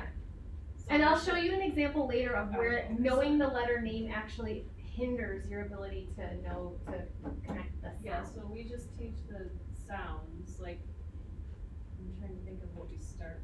Well, you just start with like simple things and make sure that, and then you go on to, I think the magic E, well, I call it magic E. That's not what the curriculum calls it. What do they call it? It's not the magic E in the Common Core. I don't know, but I made it magic, Is so it- it would like isn't pop it up. sneaky? I think it's like sneaky or Or secret E or sneaky. something It's like that. sneaky and tricky wire.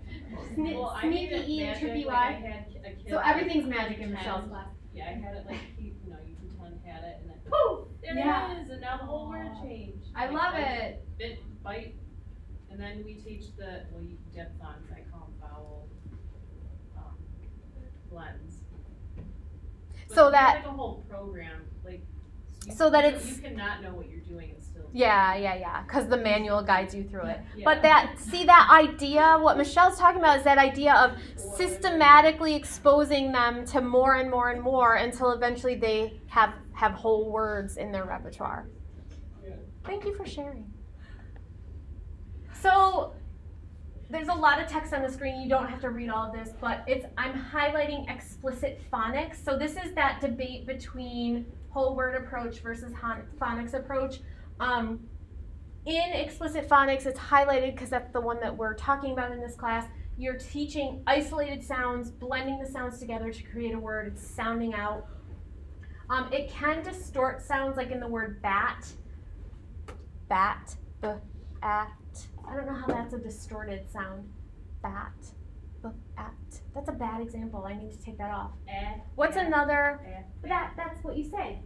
At, bat. But see, Oh, like bat there's- versus Yeah. bat. Bad. Ah, it is distorted. Yeah, if you have the Western New York accent, bat. See, the thing with a lot of these things though, like that, like dog, I mean, if they say, like, even if they say it like dog, Yeah. like they'll. Yeah, that's a perfect example. Dog is better than bat. But they understand that it's still dog. Yeah, they can like correct And it that in is their one of mind. the first words that they know. Yeah. Which is annoying.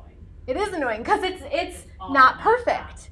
And that's the struggle with phonics, is that the English language has so many weird little exceptions and intricacies that make it really hard. Can I ask you, Sure. because a lot of my students and English came from Greek, It's like the mutt Old language English, came and from Latin. everywhere. Yeah, But a lot those of are our the 3 main ones, so. a lot of our words are Greek or Latin in their origin, but then we also have like French influence, and we also have Hispanic influence words. It comes from all over. German, actually a lot of our words come from the German language too. Isn't it like Old English? That's what I told you. So that's why sometimes I talk in a British accent. Yes. That's why you talk in a British accent sometimes, because of Old English? I mean, I use that as an excuse. I love it. Whatever makes you happy. Alphabetic principle is not something that we've talked about, but this is the recognition that there are systematic and predictable relationships between the written letters and the spoken sounds. And this is something that research has found your students don't need to have. It's that idea that they don't need to have this. But it's good, and it's something that we test for usually in an early literacy screener. The understanding that letters are what people read, and that contains the message of the text. Okay, let's talk about consonants. There are 25 consonants in the English language. Though consonant spelling is generally predictable, there are some that have variable spelling. For example, F can be spelled F, PH, or GH. That's the sound, right? Tell me a word that has PH. Phone. Phase. Phonics. Phone, phonics, phase. Tell me a word that has GH. Laugh. Right. Laugh, Oh, not like that. Graph. That's not graph. Tough. Any others? tough. Yeah. Tough, yeah. Adding a schwa sound may cause unnecessary misspelling, so don't add the schwa sound to your consonants. Other consonant elements include digraphs, 2 letters that make one new sound, like in the word shore. These should be taught just like individual consonants because they are, every time you see them, they're going to make that new sound. Tell me 3 more consonant digraphs, 2 consonants that make a new sound. Okay, someone other than Michelle. Oh, sorry. Should someone do that? Yeah. What about ST? I can't say. ST? No. No, that's not a digraph because those sounds stand apart as their original sounds. So you can say s and t, st. Gotcha. You can What hear about- them. What about It's GH? got to be a whole new GH. What about like KN? Yes. Like no. Yes, like knuckle. Yes. Or What about V? CK is another one, like clock. No. Oh my. Let's talk about that. Yes. It's like it's too CK. Use it a lot. Michelle, what about CK? Yeah. Well. 'Cause- no. That doesn't make it because They still make the because same C and K sounds. It's like FS and QG. Yeah. So that's So how no. we teach it. I'm so glad you're here. Well, because they like so C and H, neither of them Make that sound by I- themselves. how I teach it is like because WH. Uh-huh. Well. Depends on where you're from. Yeah. Like if you say where, like Well, see, my that's grandma where used British to say, accent comes in. where? What did you say? What? See? What did you say? Then it might be a digraph, but if you say where, it's not, right? Where and who though? I just Where tell and them that who? the H comes Who? in and usually messes them up. Yeah, H's mess up our letters. Okay, another element is blends. Consonant blends, so the opposite of digraphs is blends. 2 or more letters that are blended, but they keep their individual sounds. Like Hannah, what did you say? ST. There you go. Now it's time for your ST. So to teach blends, you have to teach the individual sounds first. They won't be able to blend if they don't know the individual sounds. Tell me 3 more consonant blends. Blend. Bo, g, qua. QU? No, that's a. Oh no, Q. No, QU is Consonant vowel. Dur. cool. What's that? Like clock. Like CL? Cool. Oh, yes. LD. Cold. Yes. Oh, yes. You got it. Good job. Oh, I should mention that the book has an appendix that has all of these things in it if you really want to see what all of them are. Final consonant sounds. So our English language has some really tricky final consonant sounds. Sometimes consonants at the end of the words can actually act as part of the vowel sound. So Ian, you said you'd never heard of this before. Here it is. But why isn't it snow? Why isn't it snow? Cow and now. Because this is that case.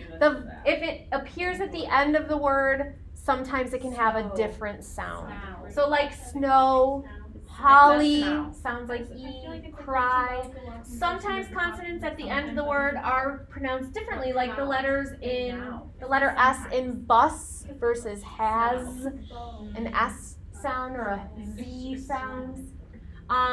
These variances in consonant sounds with the same spelling should be made explicit. You should teach about these relationships. You should put the word bus next to the word has and have your children listen to those and talk about how they sound different and ask them why do they sound different.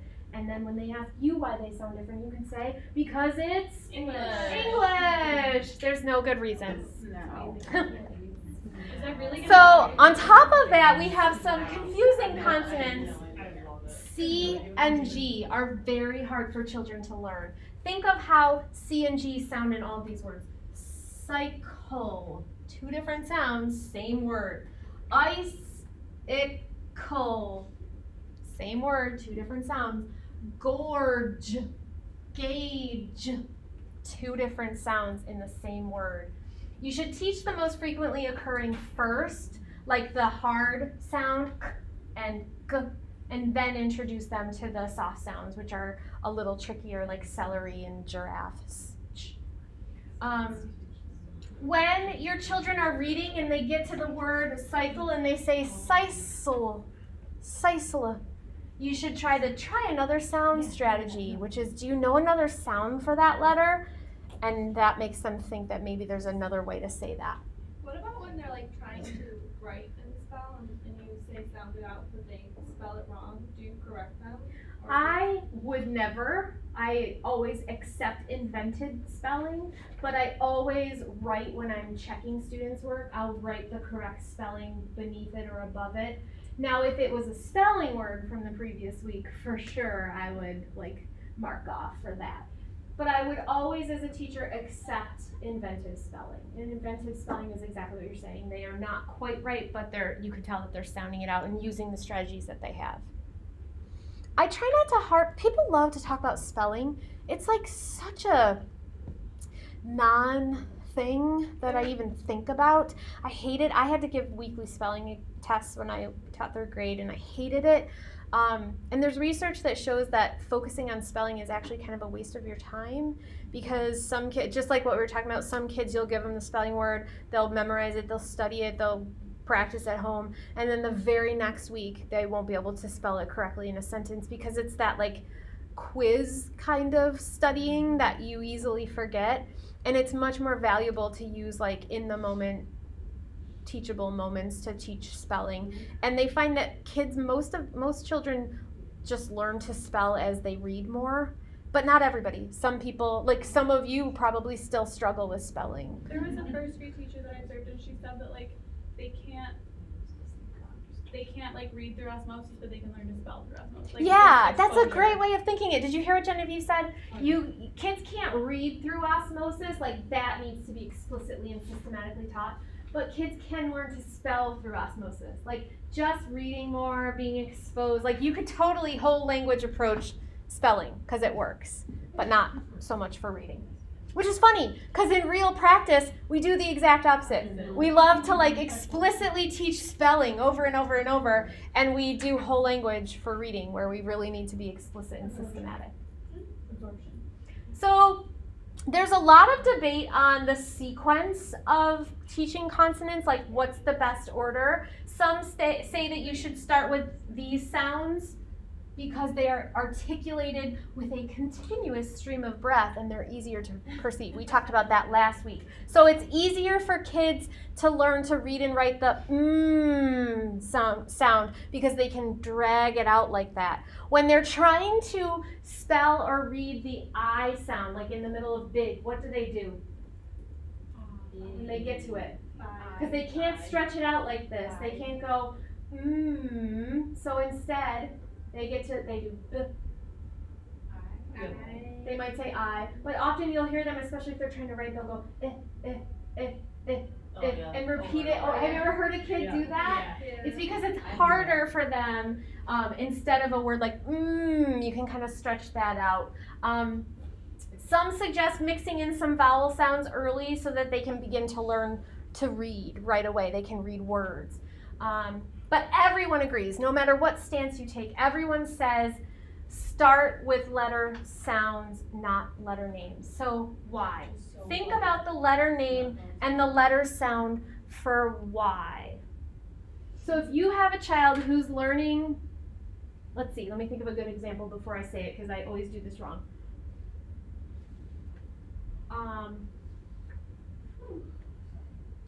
Start with the letter sounds, not the letter names. It's like you said earlier that like the name of the letter oftentimes isn't the sound that it makes. Yeah, so help me think of a good example. Y is like a W, Y, so W, if they're X, trying to spell, or Like C, W, the they'll word say dust. water. Yeah, they're so gonna- like or W, yell. they'll say duh instead. Or like Yeah, C, or- they say s. Yeah, so for the word, say what you were saying again. So they Hannah? think that they think that Y is the Y sound. So if they are trying to spell like yell, they'll think it's, So they'll write the word Well. W. yeah, they'll think it's like well. They should just change it.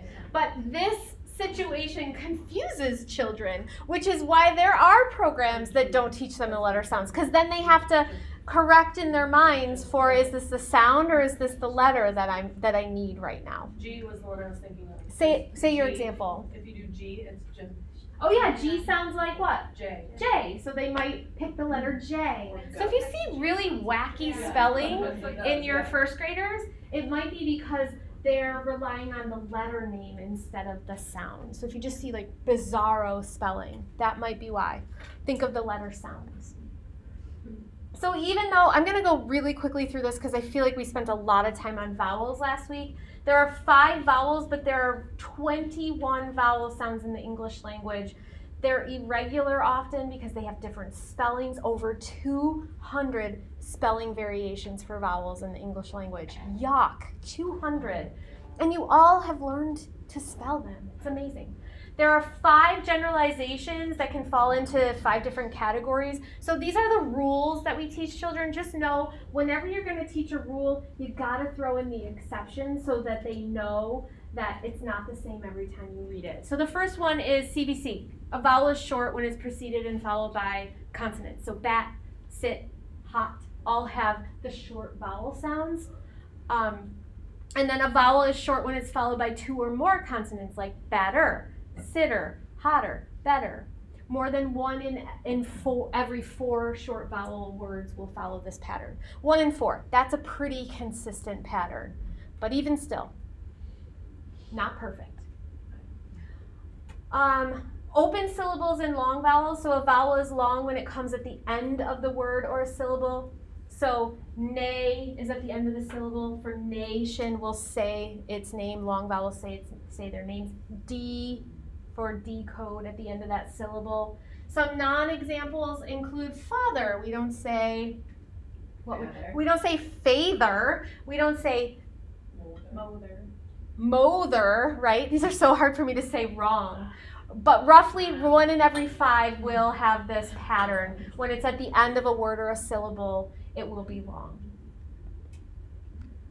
Next one is the final E and long vowels. So this one is the secret silent E, V, C, and then the E. So cane, smile, made, all of those vowel sounds are long because the E makes them sound that way. Roughly 1 in every 20 follow this pattern. So this one's pretty consistent. You could teach this one and it actually would help your students. Wait, Who said wait? I'm sorry. Go back. 1 in every 20, so like 19 don't. Yeah, so non-examples, life, we don't say life. Type, we don't say to wipe. That one's just weird. Have, we don't say have. So, but for every one word, It's still considered consistent.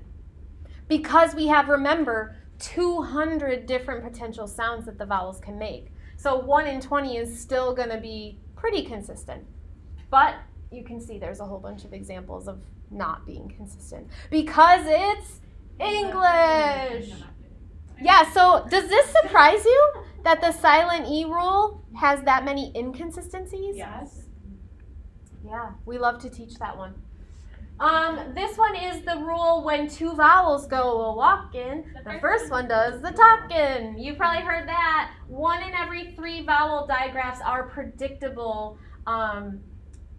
Certain vowel sounds spelled with 2 or more letters can be predicted, like brain, goat, clean. These blends that you see right in the middle will almost always make that sound.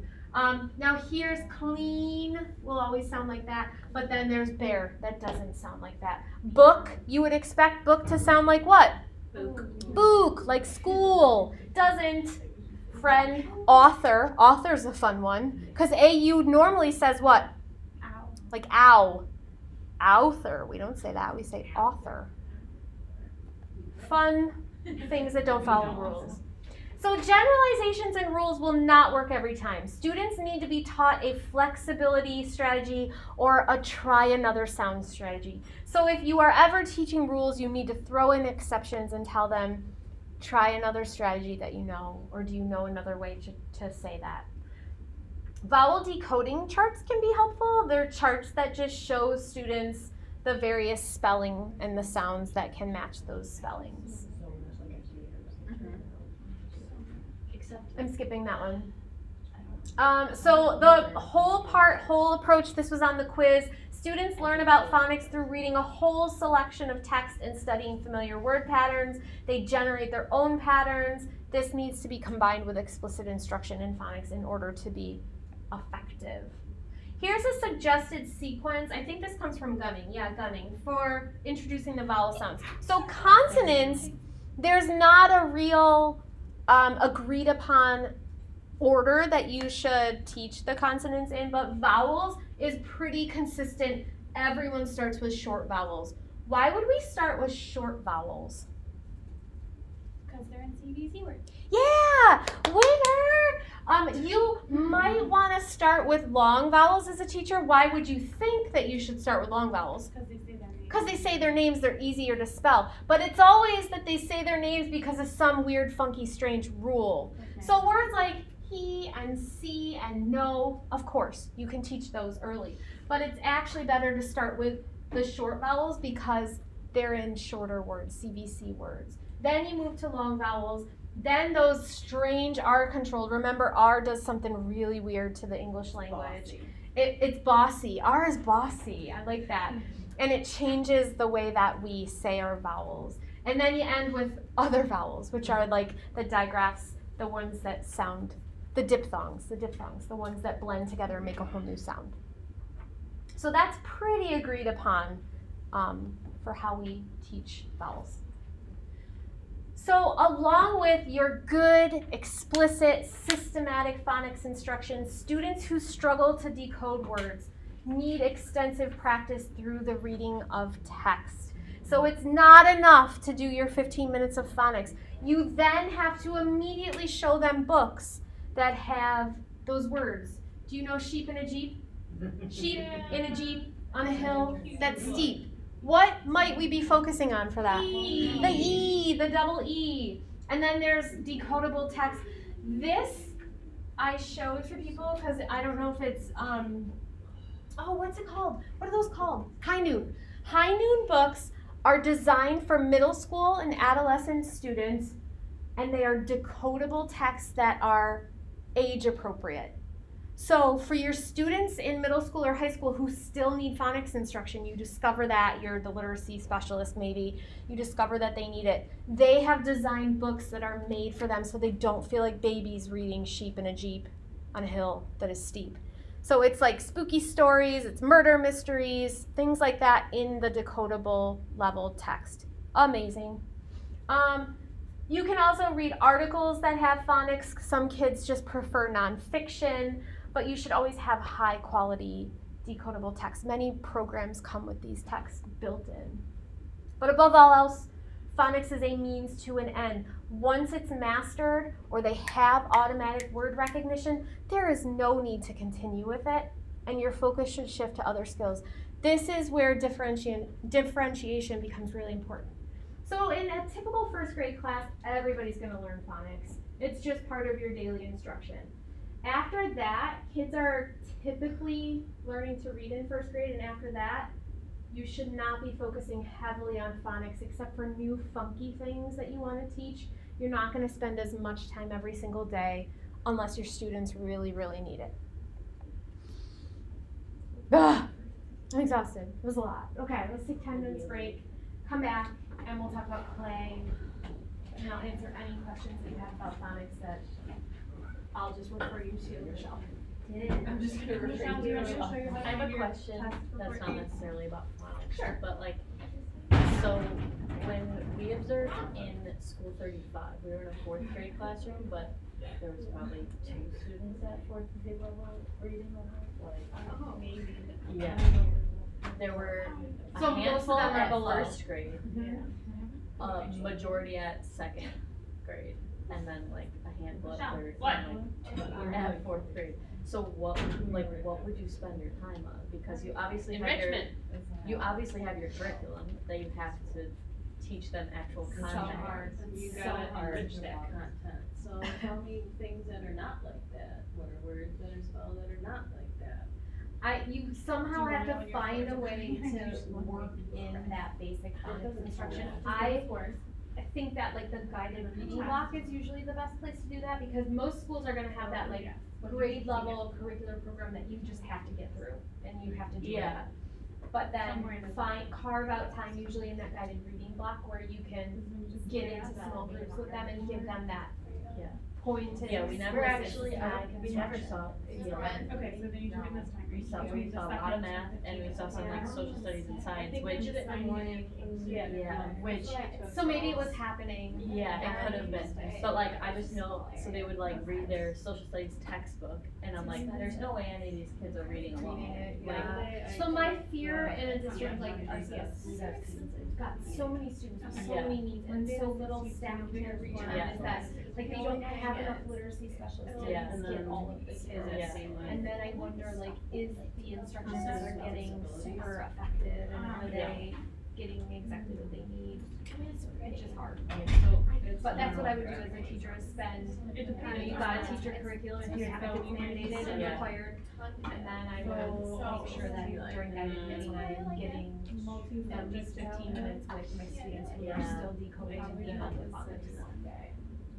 Which is hard because a fourth grade teacher thinks that's not my job. well, yeah, and it's, Not what I'm doing. at what point are they like doing, like, if they're first grade in a fourth grade class, like, And it'll come. Well, How- according to the research and the statistics, it's fourth grade, if they can't catch up to their peers by fourth grade, they never will. They will well, never. and if you're still at third grade level, you can catch up at a first grade level, how hard, like, how hard is it to catch up in a year? Very like Southern chic. I can't show you because I'm not registered for it. It would ask you like, do you want your school? Yeah, to she, look like, at she had the plenty of kids, I mean, my mom's the same, she was special education at least And then you got. ninth grade, which, like, we had a kid in that class, and my mom has plenty that, like, orally, you give them a social studies test, they know all the answers, they know all the content, and as soon as you give them a test, they can't read the questions or the They answers. just need systematic phonics Yeah. instruction. And they, it's hard because it's only 15 minutes a day, but it has to be super clear, organized, consistent with the same person every single day that they're at school. And I think that with the scheduling that happens and the shortage of people who are specialists, and it can just become like a scheduling matrix, which is so sad. Well, and like, I'm like, such a big factor ends up being attendance, like. Oh yeah, and that's the other thing we didn't even talk about, attendance. If they miss 4 days in a row, you have to start back, not with the last thing you did, but like three things. My mom will have students that come to school 3 days a week, and she's like, you missed this and that, they're like, I was here every day this week, you're like, she's like, no, I know you think you were, but you were here every day. Like, to some kids, like, showing up enough is, I'm here every day. So, there's that too, which is like, how do you even maneuver that, if they're not there, you can't teach them. Yeah, a lot of people ask that. Like, we don't have an answer to that. Oh my god, I had an assessment today and I'm like. Sad. What did I just say? I couldn't understand. She's from Jamaica. Yeah, just they're vowel, they speak our language with their vowels. They have a different vernacular. Yeah. So like, I was like, okay, circle chill, you know, like chill out, and he's like, yeah, Mom, chill. He's like this little dude, I was like, the cutest thing I've ever, I'm like, I wanna take you home. But he was saying the words, like he knows the sounds, but like, he is like a, It's like an S. like an almost. Yeah. But it's not, it's like a new sound. That's also not. It's like a, should be. Yeah. You can take the It's liner kind of right out when they look in the. So it was like it's difficult for him to. And the dryer. Oh my Cause they come out like he brand knows, new. he knew how to read. Yeah. Cause I don't like sweating stuff. Well, he can't run. Dry, yeah. They're amazing. Maybe that's why I'm like. They are an investment. Yeah. No, I don't wanna get to issue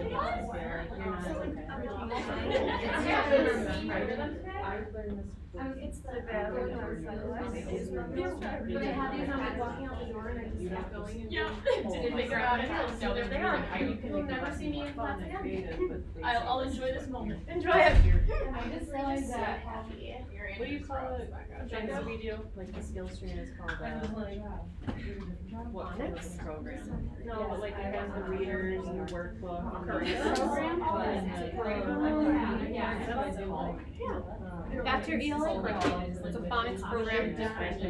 So it's got skills and it's got, what's the other strand? Listening and learning. So that together makes your curriculum. Yeah, so listening and learning is like.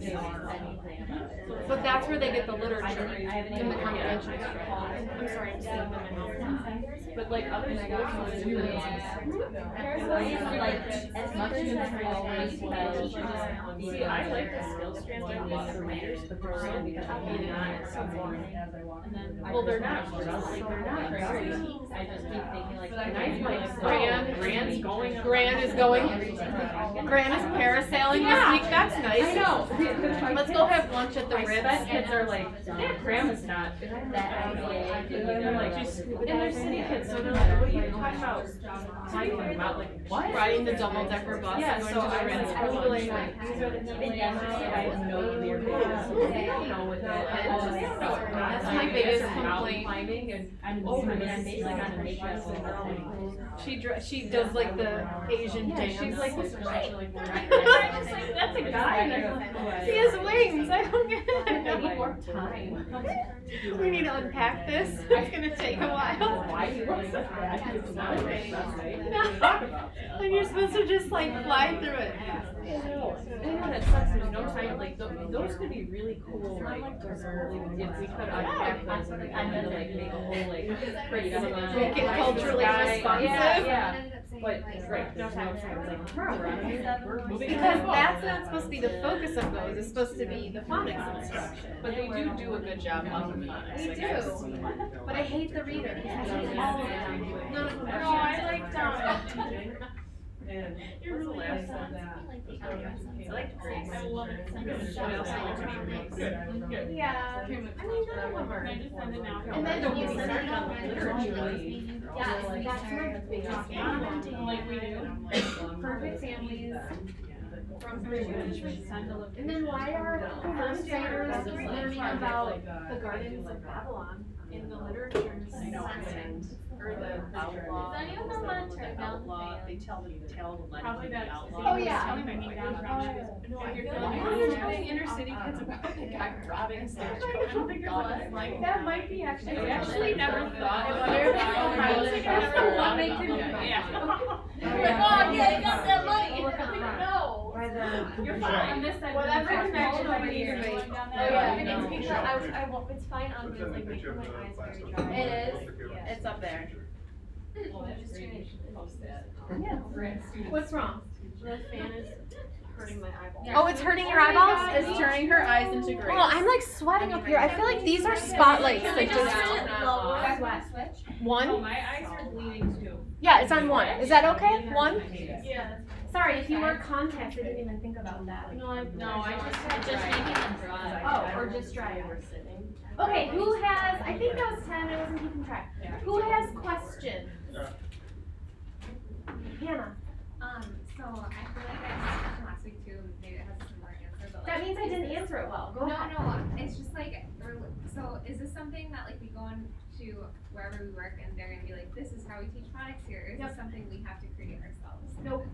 Okay. Almost always they're going to hand you a program and say this is our phonics program. You will hardly ever be asked to do this. There are free programs available. The curriculum, the Engage New York curriculum, the ELA modules have an entire strand for skill. It's called the skills strand. That's phonics instruction. It's free. You can download it online. So if by chance you get, like, say you take a job in a brand new school, charter school, and they're developing and they have no idea what they're doing for their curriculum, that's like an option, and it is a pretty good program.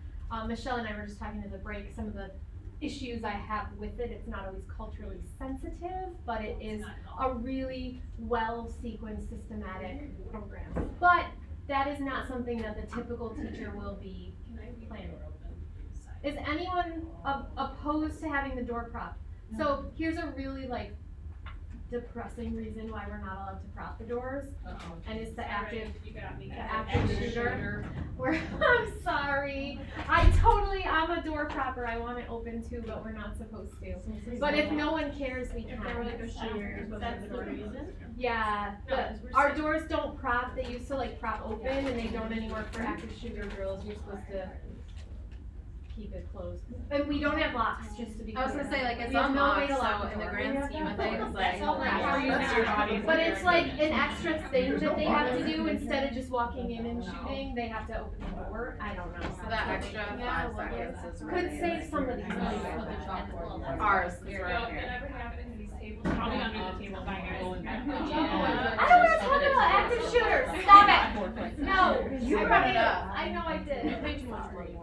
Any other questions about phonics? I would love to spend a whole in-depth class teaching you how to teach a phonics lesson and talking about what that looks like, but that is not the purpose of this class, and I'm really deeply sorry if you don't have that in your background. I will just say our textbook is an excellent resource. If you powered through those chapters, you've got the skills that you need.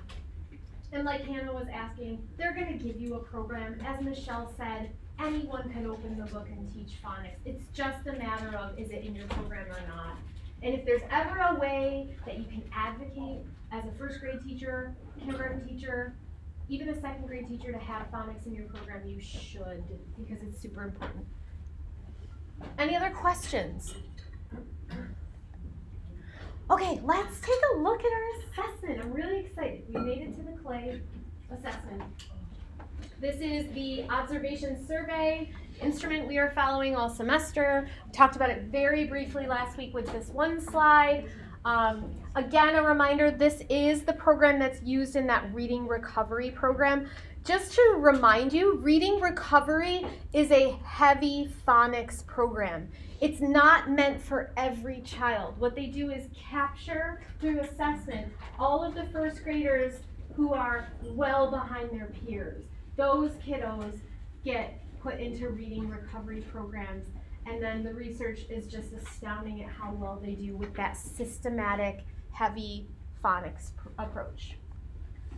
Okay, so what is the observation task for concepts about print? It is the first assessment in the book, and I would like you to follow along with me. So open up to page 39. I think you had to read this for last week, so you should have read about the concepts about print. So this assessment tells you what students have been noticing about the written language around them in their environments. It shows you who might need a little more time and attention with books, who's coming with a strong concept about print and books already in place, and who, as well as what the emergent reader tends to rightly or wrongly, so what they're attending to as they read. Conventions that are tested with concepts about print include directional movement across print, orientation of letters, sequence of letters, and words. The student does not need to read anything. Who brought their little book? We brought their little mini book. Is there one like front and center? Do you have yours? Do you have yours? It's right here. It's a race. Who's got it? Winner! So, did anyone get the other one? Does everyone have Follow Me Moon? So this is the assessment, Concepts About Print, that uses the little reader. So you all need to have this ridiculously expensive pamphlet, really, if we're being honest. And this is what you hand your student. However, they don't actually read anything in this assessment, which is super because you can see how they handle the text and there's no pressure on them to read it. Because some kids, if you hand them a book like this, they might actually say out loud, oh, I can't read that. I don't know how to read that. And you can immediately say back, you don't have to. There's no reading in this. You're just going to flip the pages and listen to me and point to things. So that's the first really cool thing about this assessment. So it does directional movement across print, orientation of letters, sequence of letters and words. They don't need to read anything. They don't need to understand the concepts or articulate the concepts that they're demonstrating. They don't have to say, well, I know how to sequence letters and words as evidenced by, as per my last email. They don't have to do that. They just have to point to things and show you things. It uses one of the 4 specially made booklets to discover what they know. So let's take a closer look. On page 43, it begins, oh, that's in my book. I don't know if the page numbers are the same. You need to find the section that says administration or using the concepts about print, and you need to find this page. 43 and 44. 43 and 44, super. So, what's key is that you have to practice reading the text beforehand. I encourage all of you, before you administer this to a real live human being that you are working with this semester, give it to your boyfriend, girlfriend, husband, wife, significant other, someone else, roommate that you can get a hold of and practice it. Because this is the trickiest assessment out of all of them to administer. Because there's a script you have to follow, and there's things you have to say and do. You also have to coordinate watching the child administer, and you also have to record something. So I passed out to all of you 2 different packets. Take a look at those now.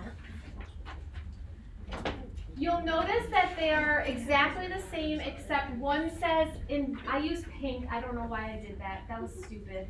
One says Aiden and one says Chris. Your homework is that you're going to listen to 2 children go through the whole observation survey, and you're gonna mark them as if you were scoring them. So the front page is the record form that has it's like the cover sheet that has all the information after they take all the tests. So you can flip that one open. You're not gonna fill that in until you're done. Letter ID is next, you can skip that one. Word reading, oh wait, sorry, it's front to back. So concepts about print is on the back of the first one. You should be looking at that one. So this is the score sheet, and you can find these in our folder. It's also in your book, and you can photocopy if you're old school and you want to do it that way. But there are copy masters as PDF in there that are available to you. So you need to have a copy of the book in front of you, the administration rules and script, and you need to have the score sheet in front of you. So it's a lot to manage and maneuver. And you also need to have the little book. Okay, so read the instructions and the text to the child exactly as written for each item. Move deliberately and demonstrate clearly. Mark the student's score on the sheet as you go. And then on the next screen there are some rules for how you mark things and administer. So use the instructions on page 44 and 45. Use the score sheet that I gave you. Correct responses get 1. At times the students have to have 2 elements and they would get 1 for each. I'll show you what that looks like. In the comments column, you're going to track any incorrect responses or behaviors that are interesting that you notice. Like if the student paused for a really long time, or you got interrupted at that question, like another teacher came in and asked you a question, you would want to mark that in the comments. And then at the end, you're going to add up all of the correct concepts, note it in the test score box up here, and then use the charts on the following pages, I think it's page 48, to figure out the student's Stay 9 score. We will talk about what that means next week when we do our analysis workshop. So that is in essence how you administer. So take a look at that script. So here's how it starts.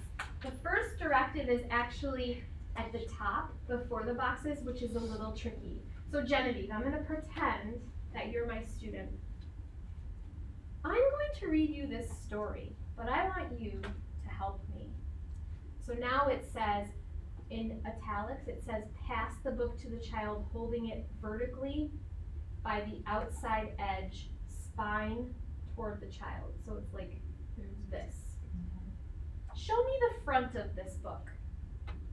So Genevieve pointed to the front cover. On my record form, I would put a 1 in the box that says cover, score, front of the book. I'd give her a 1 in the score. If she did it wrong though, and you're like writing what happens, so just be like, hold on 1 second. Yeah, and you can say, this is an assessment, like you would, so I wouldn't just start right in. I would start with, hi, how are you? I'm blah, blah, blah, I'm doing this because of this. I'm gonna give you a test right now with this little book. You don't have to read anything, you don't have to do anything that's uncomfortable for you. I'm doing this not to test you, but to practice for my college class. You're really helping me out a lot. And as a favor to you at the end, I have a little surprise for you. And then maybe you have like, a little something, a little like Play-Doh thing, a sticker or something fun that you're saving till the end for them. Because then it's not vibrant. Yeah, because then it's not distracting, it's not in your way. So you would start first by building some rapport. So if she got it wrong, I would do a 0, and then I would say, I'm gonna just make a little note. Hold on 1 second, and in the comment, just say what happened. So you don't tell them like, nope, this is the front. Nope. There is No no, correction. there is meant to be no, this is an assessment, not a teaching tool. Okay. So you, at no point in Clay's assessments are you to stop and say, no, you did that wrong. No, you're literally supposed to give no feedback. You can say things like, okay, or